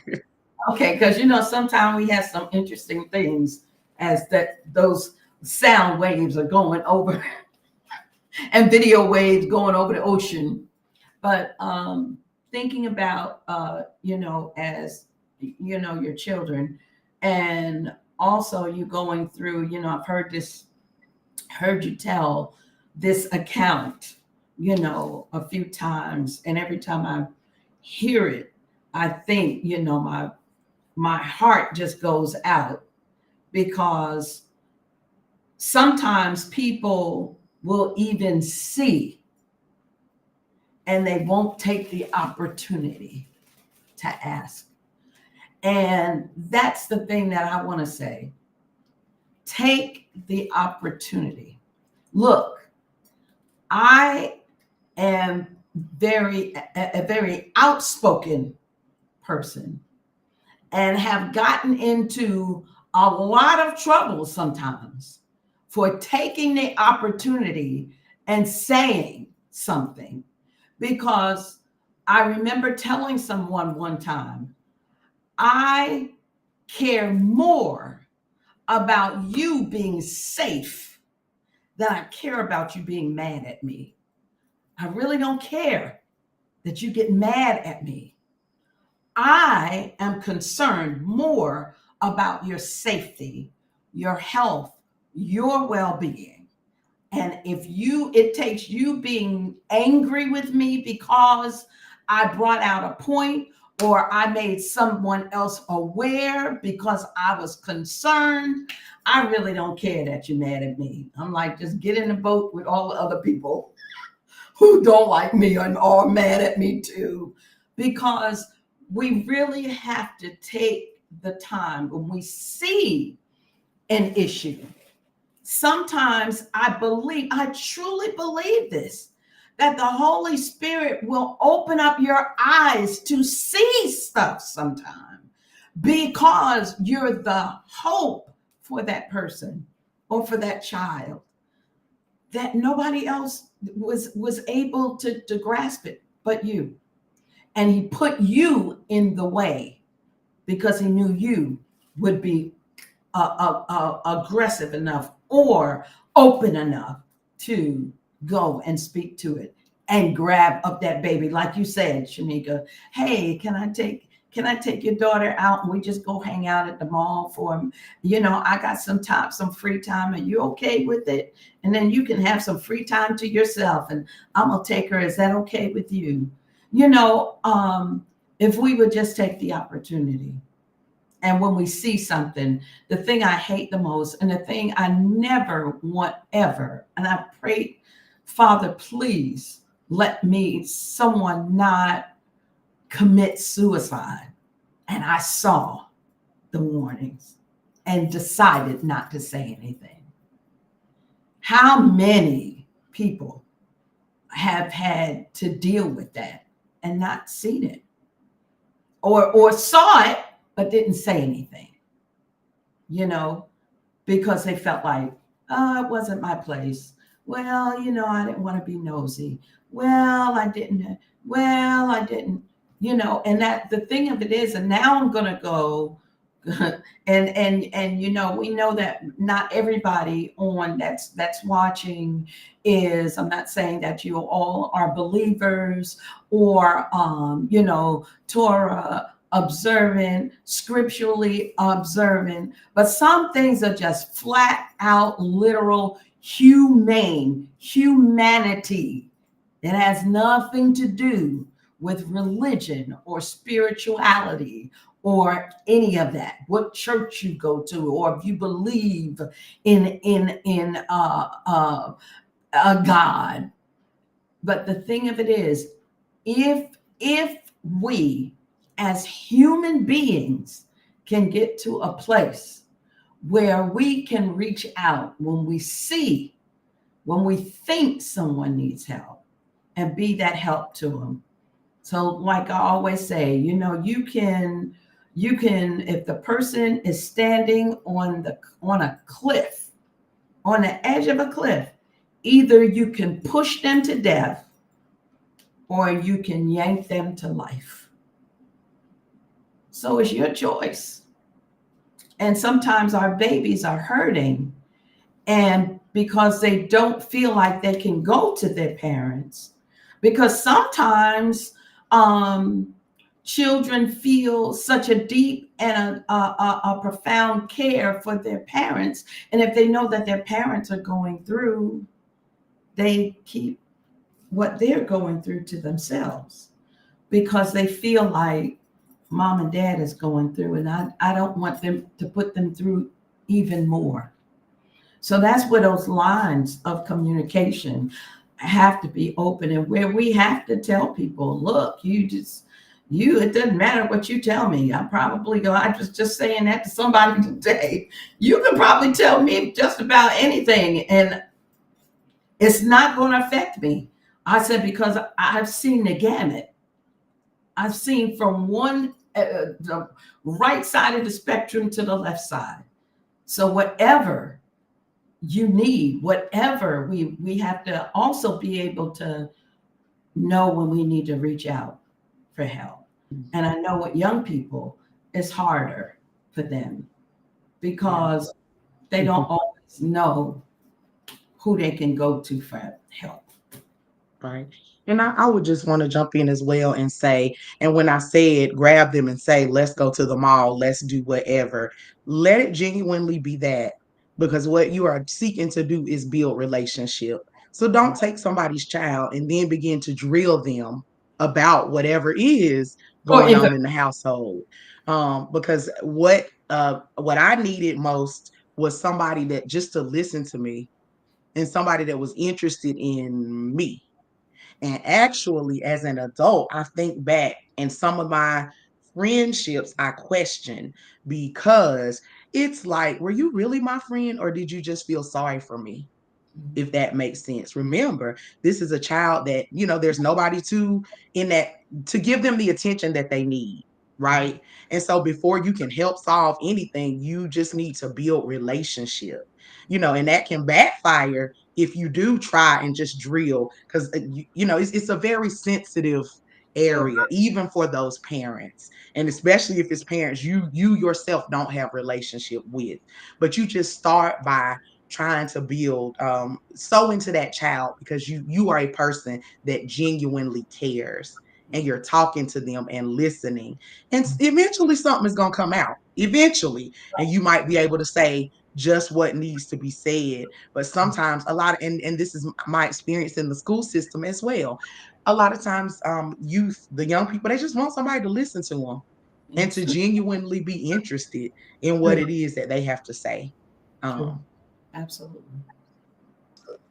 Yeah, I just saying I'm total agreement, and not relationship who they are truly for them and feel comfortable to has said Shamika really hit, because I am anti. There are times when the Most High, but I'm an advocate therapy if necessary.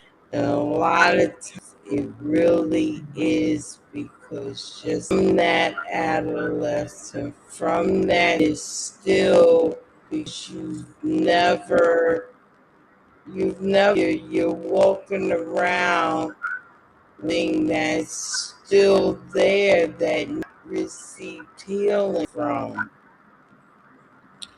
So everything that you said completed. And that's important. Our community, you're talking about just in our community, people think it's like almost taboo and wrong or whatever. You're within the community, religious need to be prayed. You need to believe the Most High has, you know,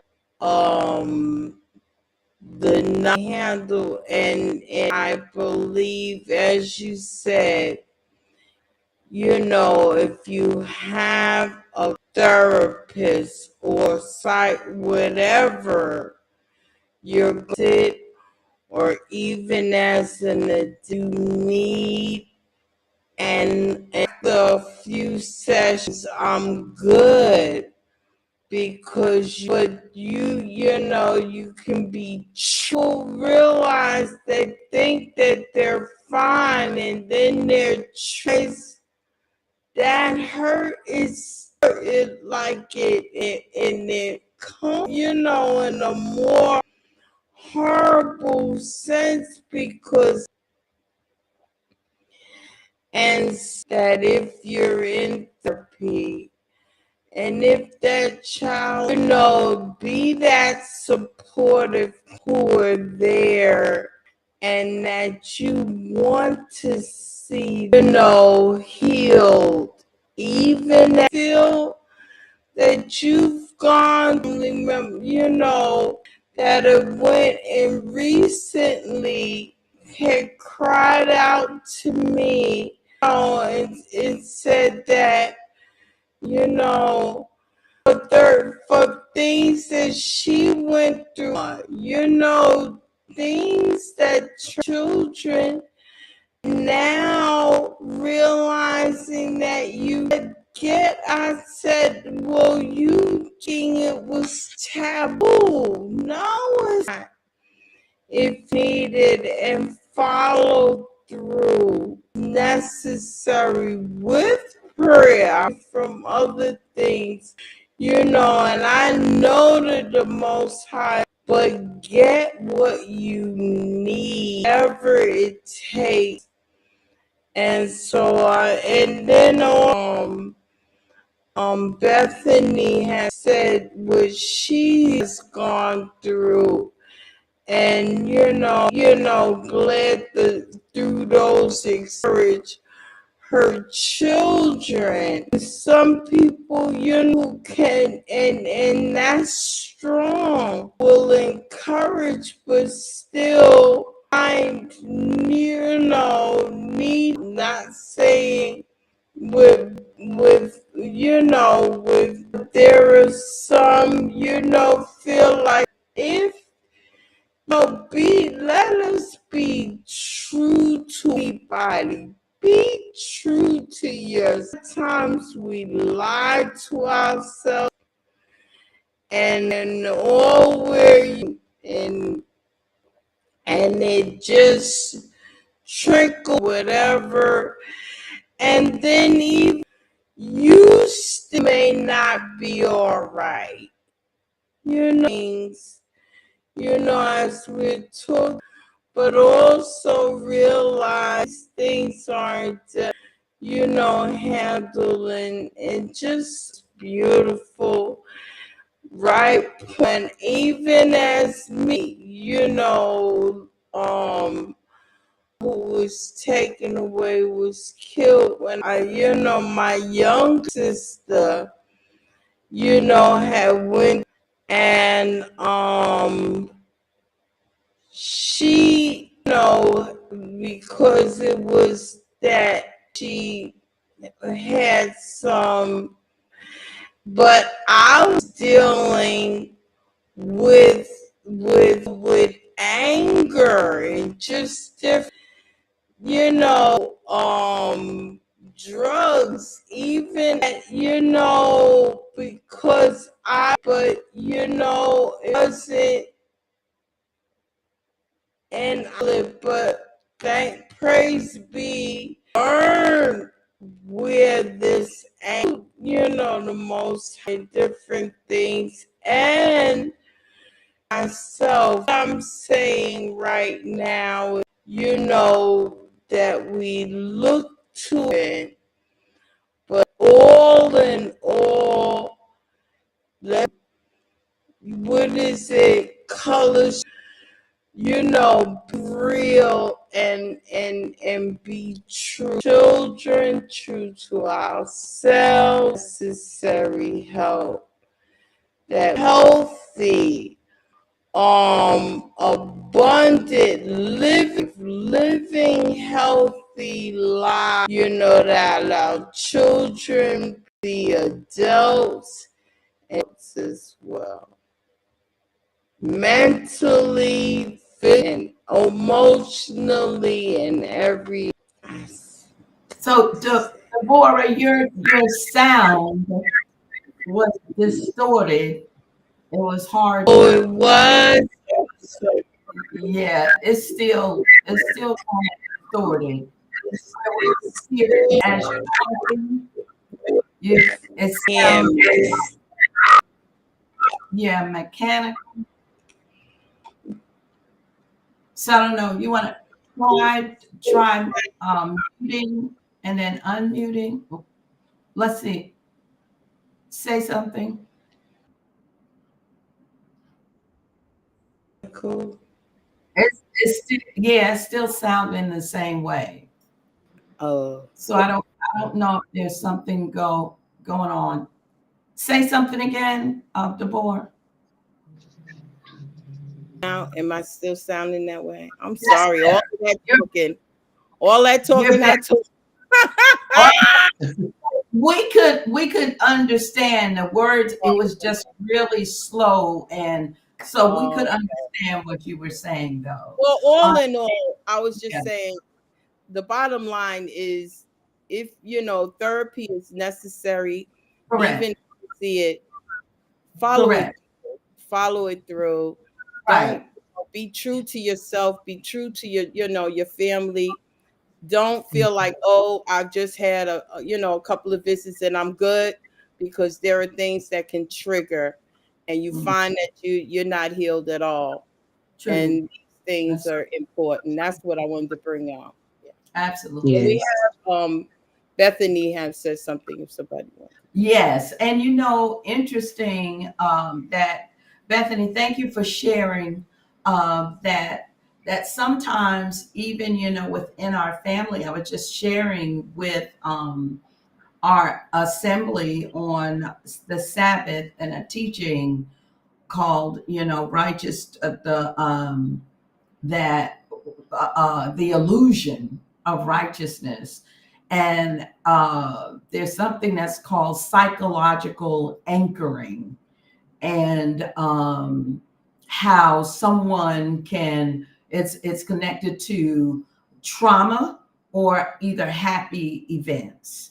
But those traumatic events, someone can do something and it caused you to get anchored in this thought that something is some way, and it's not, but it's because your mind has been anchored in that.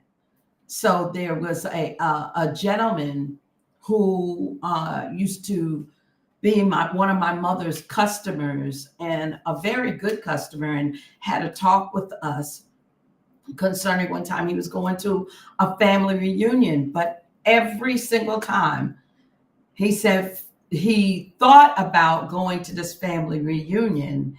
He would get this feeling of dread because when he was a little boy in his family, going to family reunions, his grandmother was color struck. Now, she was a very, very dark skinned woman herself, but all of her grandchildren were very, very fair, very light skinned. And he was light skinned also, but he was the darkest of them. So when all his cousins would come, she would just love on them and love on them. And when he would walk up, she would say, "Here comes that little darky, that little black one."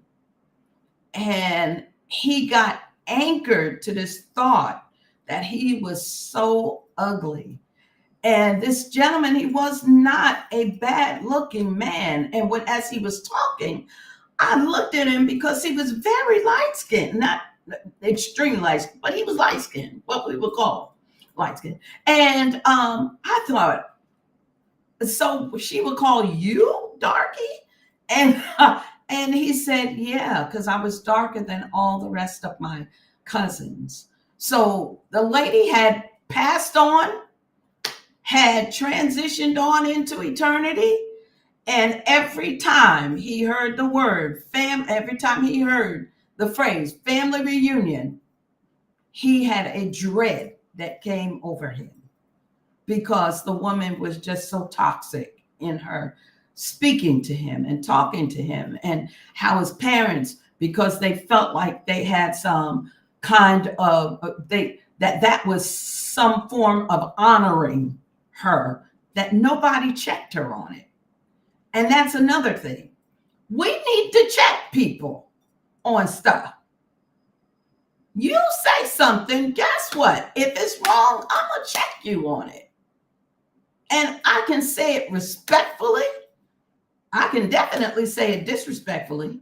But if you are older than me and I'm giving you that honor, I can say it respectfully to you and check you, because our children are worth it. And there is no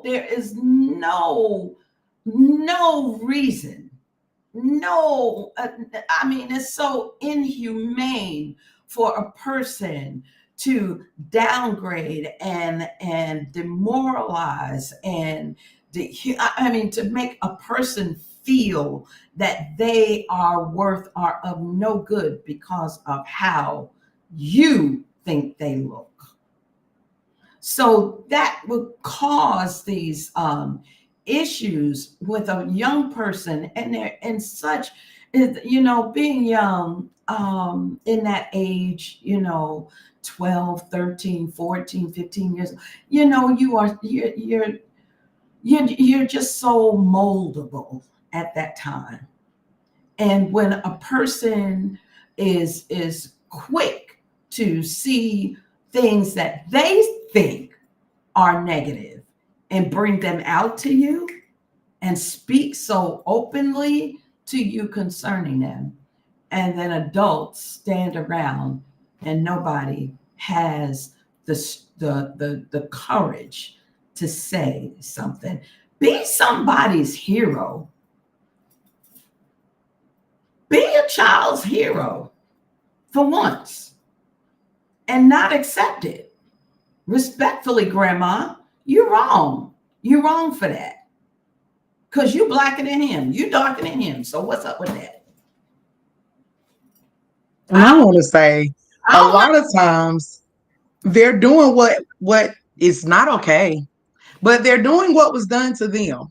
Them. So Yes. that is something that has for generations affected our people. And we know where it stems from, where you were considered. I mean, let's look at where we are today. You could almost rank us in complexion. And, they've done tests, and we've seen this floating around where they sell the kid, point to the bad person. and the child points to the black, the darkest person that's on there. And it goes back to us, to slavery is exactly where that starts at. But to Bethany's point, thank you for sharing that, sis. And it's so true. Colorism, that's another thing that can cause our children to have low self-esteem, because society says you're supposed to look like this or look like that, when the Most High created us in so many beautiful colors and shades and sizes. And I always like to personalize these things to give a visual. When I was growing up, it was boys on my bus, and I had to go through this every single day. And they gave me a nickname. They called me Shamonkey. And these were Caucasian boys, my classmates. It was one boy and two of his older brothers. And we lived in a neighborhood that it was predominantly white where I lived at. And so I hated it. I dreaded going on the bus every day Do because you I remember knew as their name? soon as, Remember their name? huh? Do you Say remember that? again.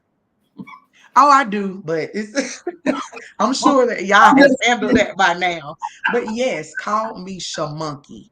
And every day I had to go through that. And then I was in the age of the Jerry curl. So I had this Jerry curl. And when they made that movie, it was the worst thing that could have ever happened to any of us that had Jerry curls coming to America so right. glow. So the Yeah. reason I had a Jerry curl is because I just told you my mom was sick. So they needed the lowest maintenance, whatever could happen. But I Right. had to go to school and be called Shamonkey every day. And the sad part about that is on the bus, it was my classmates. Again, we lived in a predominantly white area. At school, though, it was mixed. And so I remember one day thinking these guys, these white guys, said it in front of some of my black classmates. And instead of them defending, they thought it was so funny. Like the guys actually started laughing and joined in with that. So we have to consider that when we're talking about low self-esteem, it's about what the world shows us. I was so glad when we finally came to the stage of natural hair and beginning to appreciate and love our skin and understanding that the Most High created all of us differently. So, sis, what you're saying you do, you encourage your beautiful children that they are beautiful, but don't get proud. I know that's right. We have to speak life. We have to speak life, and we have to show our children that they are absolutely beautiful. And to my sisters that still choose to use perms and chemicals, you're beautiful too, right? Absolutely. But we have to learn that. But colorism is deep seated, and it is definitely something that it's sad when it gets so heavy. But there's people that don't even want to go to school because they don't look a certain way, or their hair is not like how they want it, or they could be being teased. So if they don't want to go to school, you want to try to find out why. What is it? And set it up so they can actually share with you what it is that's going on that makes them feel that way. So that's a valid point. And then we just got to start doing the work, just like you said, calling them out, even if they're our elders, we That's call right. them out respectfully and we Absolutely. say, um, something Tabitha Brown said, and she's not super spiritual, but somebody spoke about her and she just said, "Who hurt you? Who hurt you?" So to our elders, when you have something to say and it's coming out and it's poison and it's toxic, it's hard because I know me, I have a hard time if you're older than me saying, "Hey," but somebody has to be, if not me, then who? You got to find a way to say these things because Right. usually there's a root cause for all of it. And what I talked about, some of the behaviors and things, and y'all talk about this weekly at you there's a root cause. So at the end of the day, just like prophet has said, that using the therapy and not being ashamed, I firmly believe that that goes hand in hand with the word, with knowing and understanding for me, because my belief is strongly held on the Most High and the scriptures. And I know there's people that out we have a wide audience here, but let's use what he's given us. Right. And I do believe this it can be conflicted because there's people that don't even believe in what I do as a social worker, as a therapist, right? But they Right. work hand in hand. So the solution to that is to find more of us. More of us need to come on. Those of us that have this desire and this passion get the Right. education to go along with it so Oh, that we can. Because one thing with therapy is the consistency. I think they need a dedicated person. Because if you're coming to me as a congregational leader.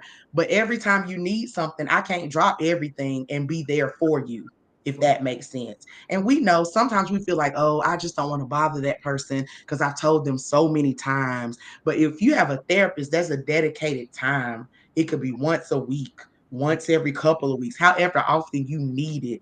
And that is your time with that person. So the solution to that is not just to say therapy doesn't work. I definitely believe in finding the right person and making sure that their beliefs and that their methods that they utilize in therapy align with your own beliefs. Absolutely. And let me say this really quick. Colonization is something because it's like that here.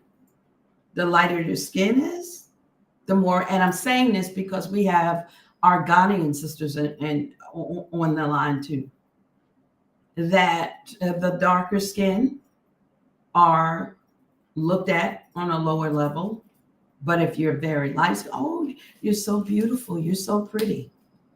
If Caucasian people come into a restaurant, those Ghanaian people are going to stop what they're doing and they might stop serving you to go serve those people.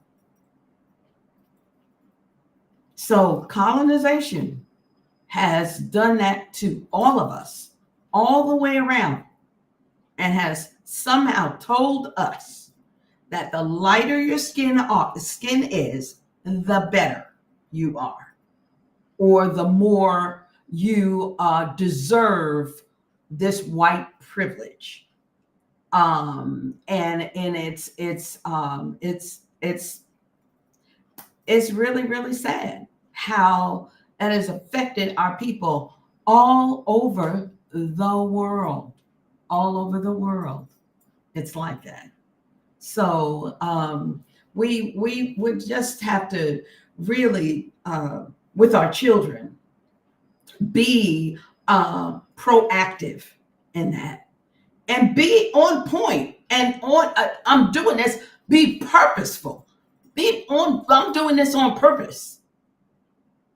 This is not just a sideline, or I just kiss you at night and say, you know, mommy thinks you're beautiful, right? Now, that's nice to say. Absolutely. But there's got to be those things that we draw out of them, that beauty that's within them, draw that beauty and allow that beauty to come out. Because in so many instances, and a lot of our communities sometimes, especially a lot of times, unfortunately, in some of our spiritual communities, we will have those, things where we do that dividing of what we think is beauty and what we think is not beautiful. Or even within our communities of faith walks, where we feel like a woman is not supposed to look beautiful. She's supposed to look, that modesty means ugly. And it doesn't. Modesty means just what it means. Modesty, look up the word. It doesn't mean that you got modesty, does not mean ugly. But what we do, we think of a definition, or we think that something is supposed to be a way. We think that righteousness is this. We think that beauty is this. We think that we look on TV and we see the ladies size 2, and like, look, everybody cannot be a size 2. Every woman in the world cannot be a size 2. That's not realistic. So we have all of these anchors that we are dealing with that have anchored us down to certain thoughts and certain beliefs, and it's not even truth.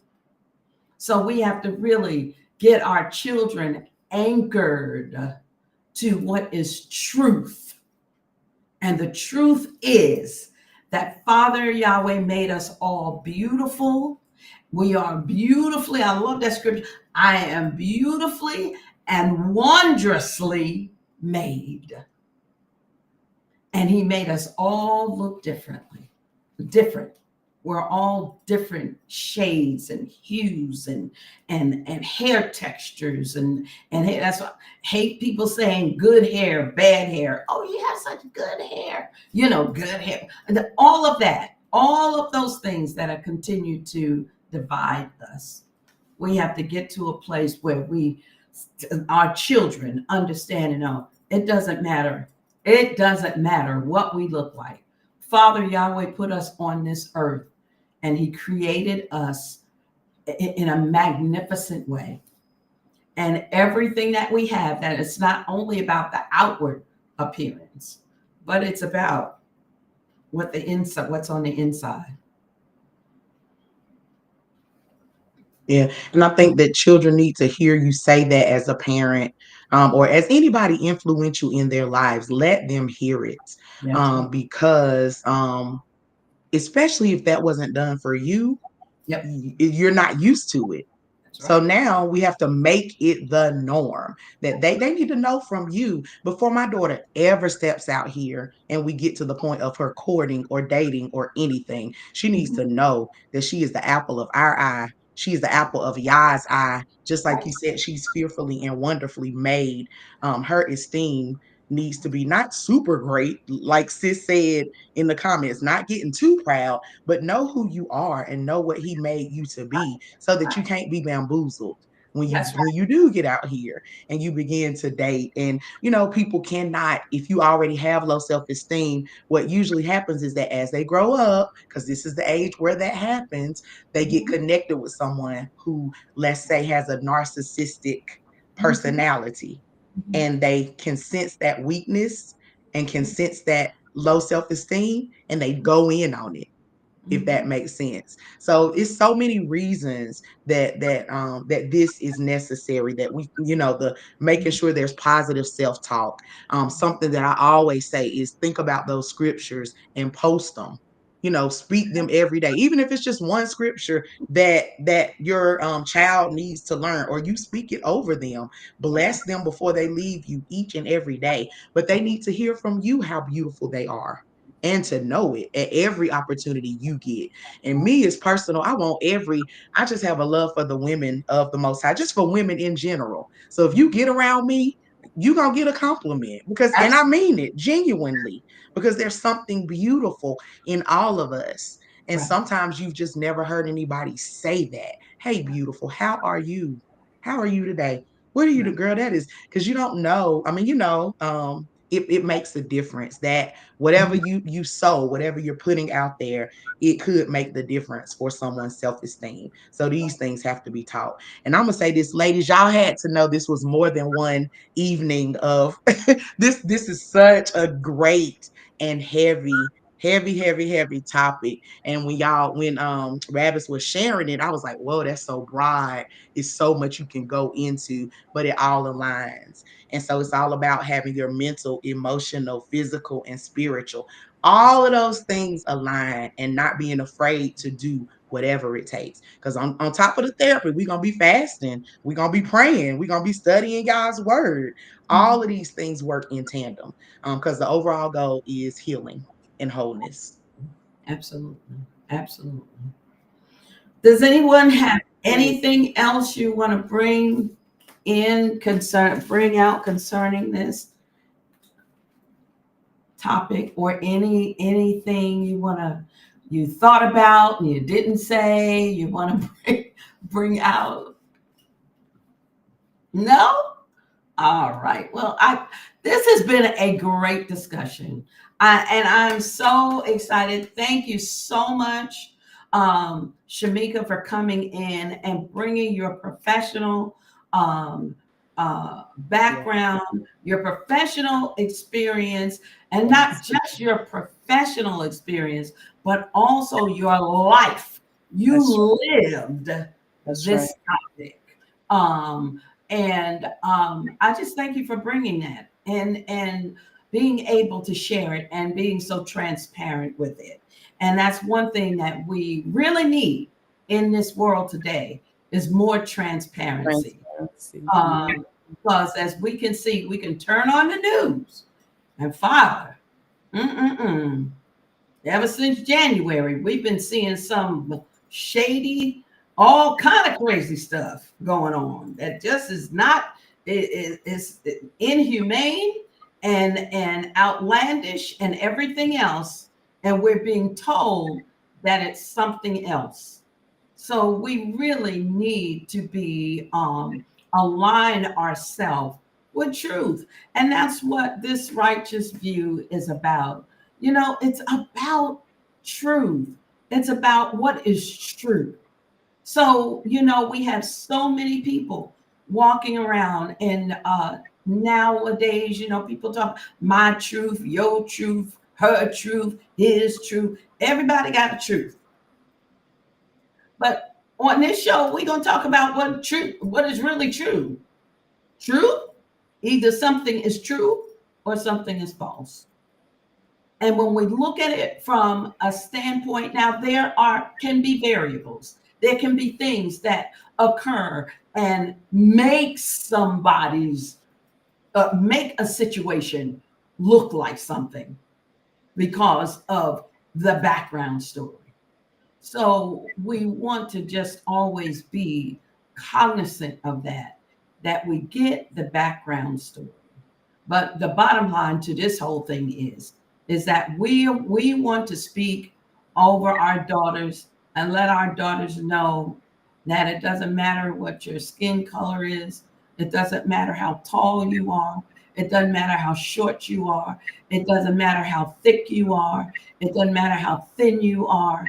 It doesn't matter how what kind of hair you have, whether you have hair, whether you don't have hair, whether you've got it just straight, kinky, whatever is going on. That you are beautiful, and you, most of all, you are made by the Most High, and He doesn't make mistakes. So, hallelujah. We're gonna go ahead and we're going to close out with our closing. Lori, you have anything else you want to say? You're good. Okay. So Lori, you can go ahead with our closing statements. All right. So thank you for joining us. This has definitely been amazing. That's the thing I would like to say. This has been absolutely phenomenal to me. So if you enjoyed yourself, our email address is therighteousview01@gmail.com. Again, therighteousview01@gmail.com. Please send in any topics that you think or feel would be helpful or beneficial to you and your family. Also, if you have a degree or a specialty in any area of women's health, women or adolescent health, and would like to be a panelist, please email us and email us with your bio, and we'll review it and get back to you as soon as we can.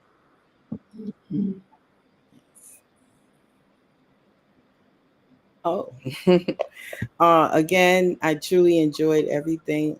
Thank you again, Shamika, for coming. And as Avia said, your expertise, it was truly, and just your transparency was truly beautiful. And also, Lori, we thank you for just coming and joining us and being on one of our hosts tonight. And I hope you enjoyed yourself. We enjoyed you and all that given unto us. I just think, your input and all that has gone forth, and all that has been said. And to our listening audience, if you have enjoyed the podcast, please tune in and tell a friend. Next week's topic is relationship with yourself and others as you move into the teen years. We will continue, I believe, right? Or if not, we'll tune in. That's not the topic for next week.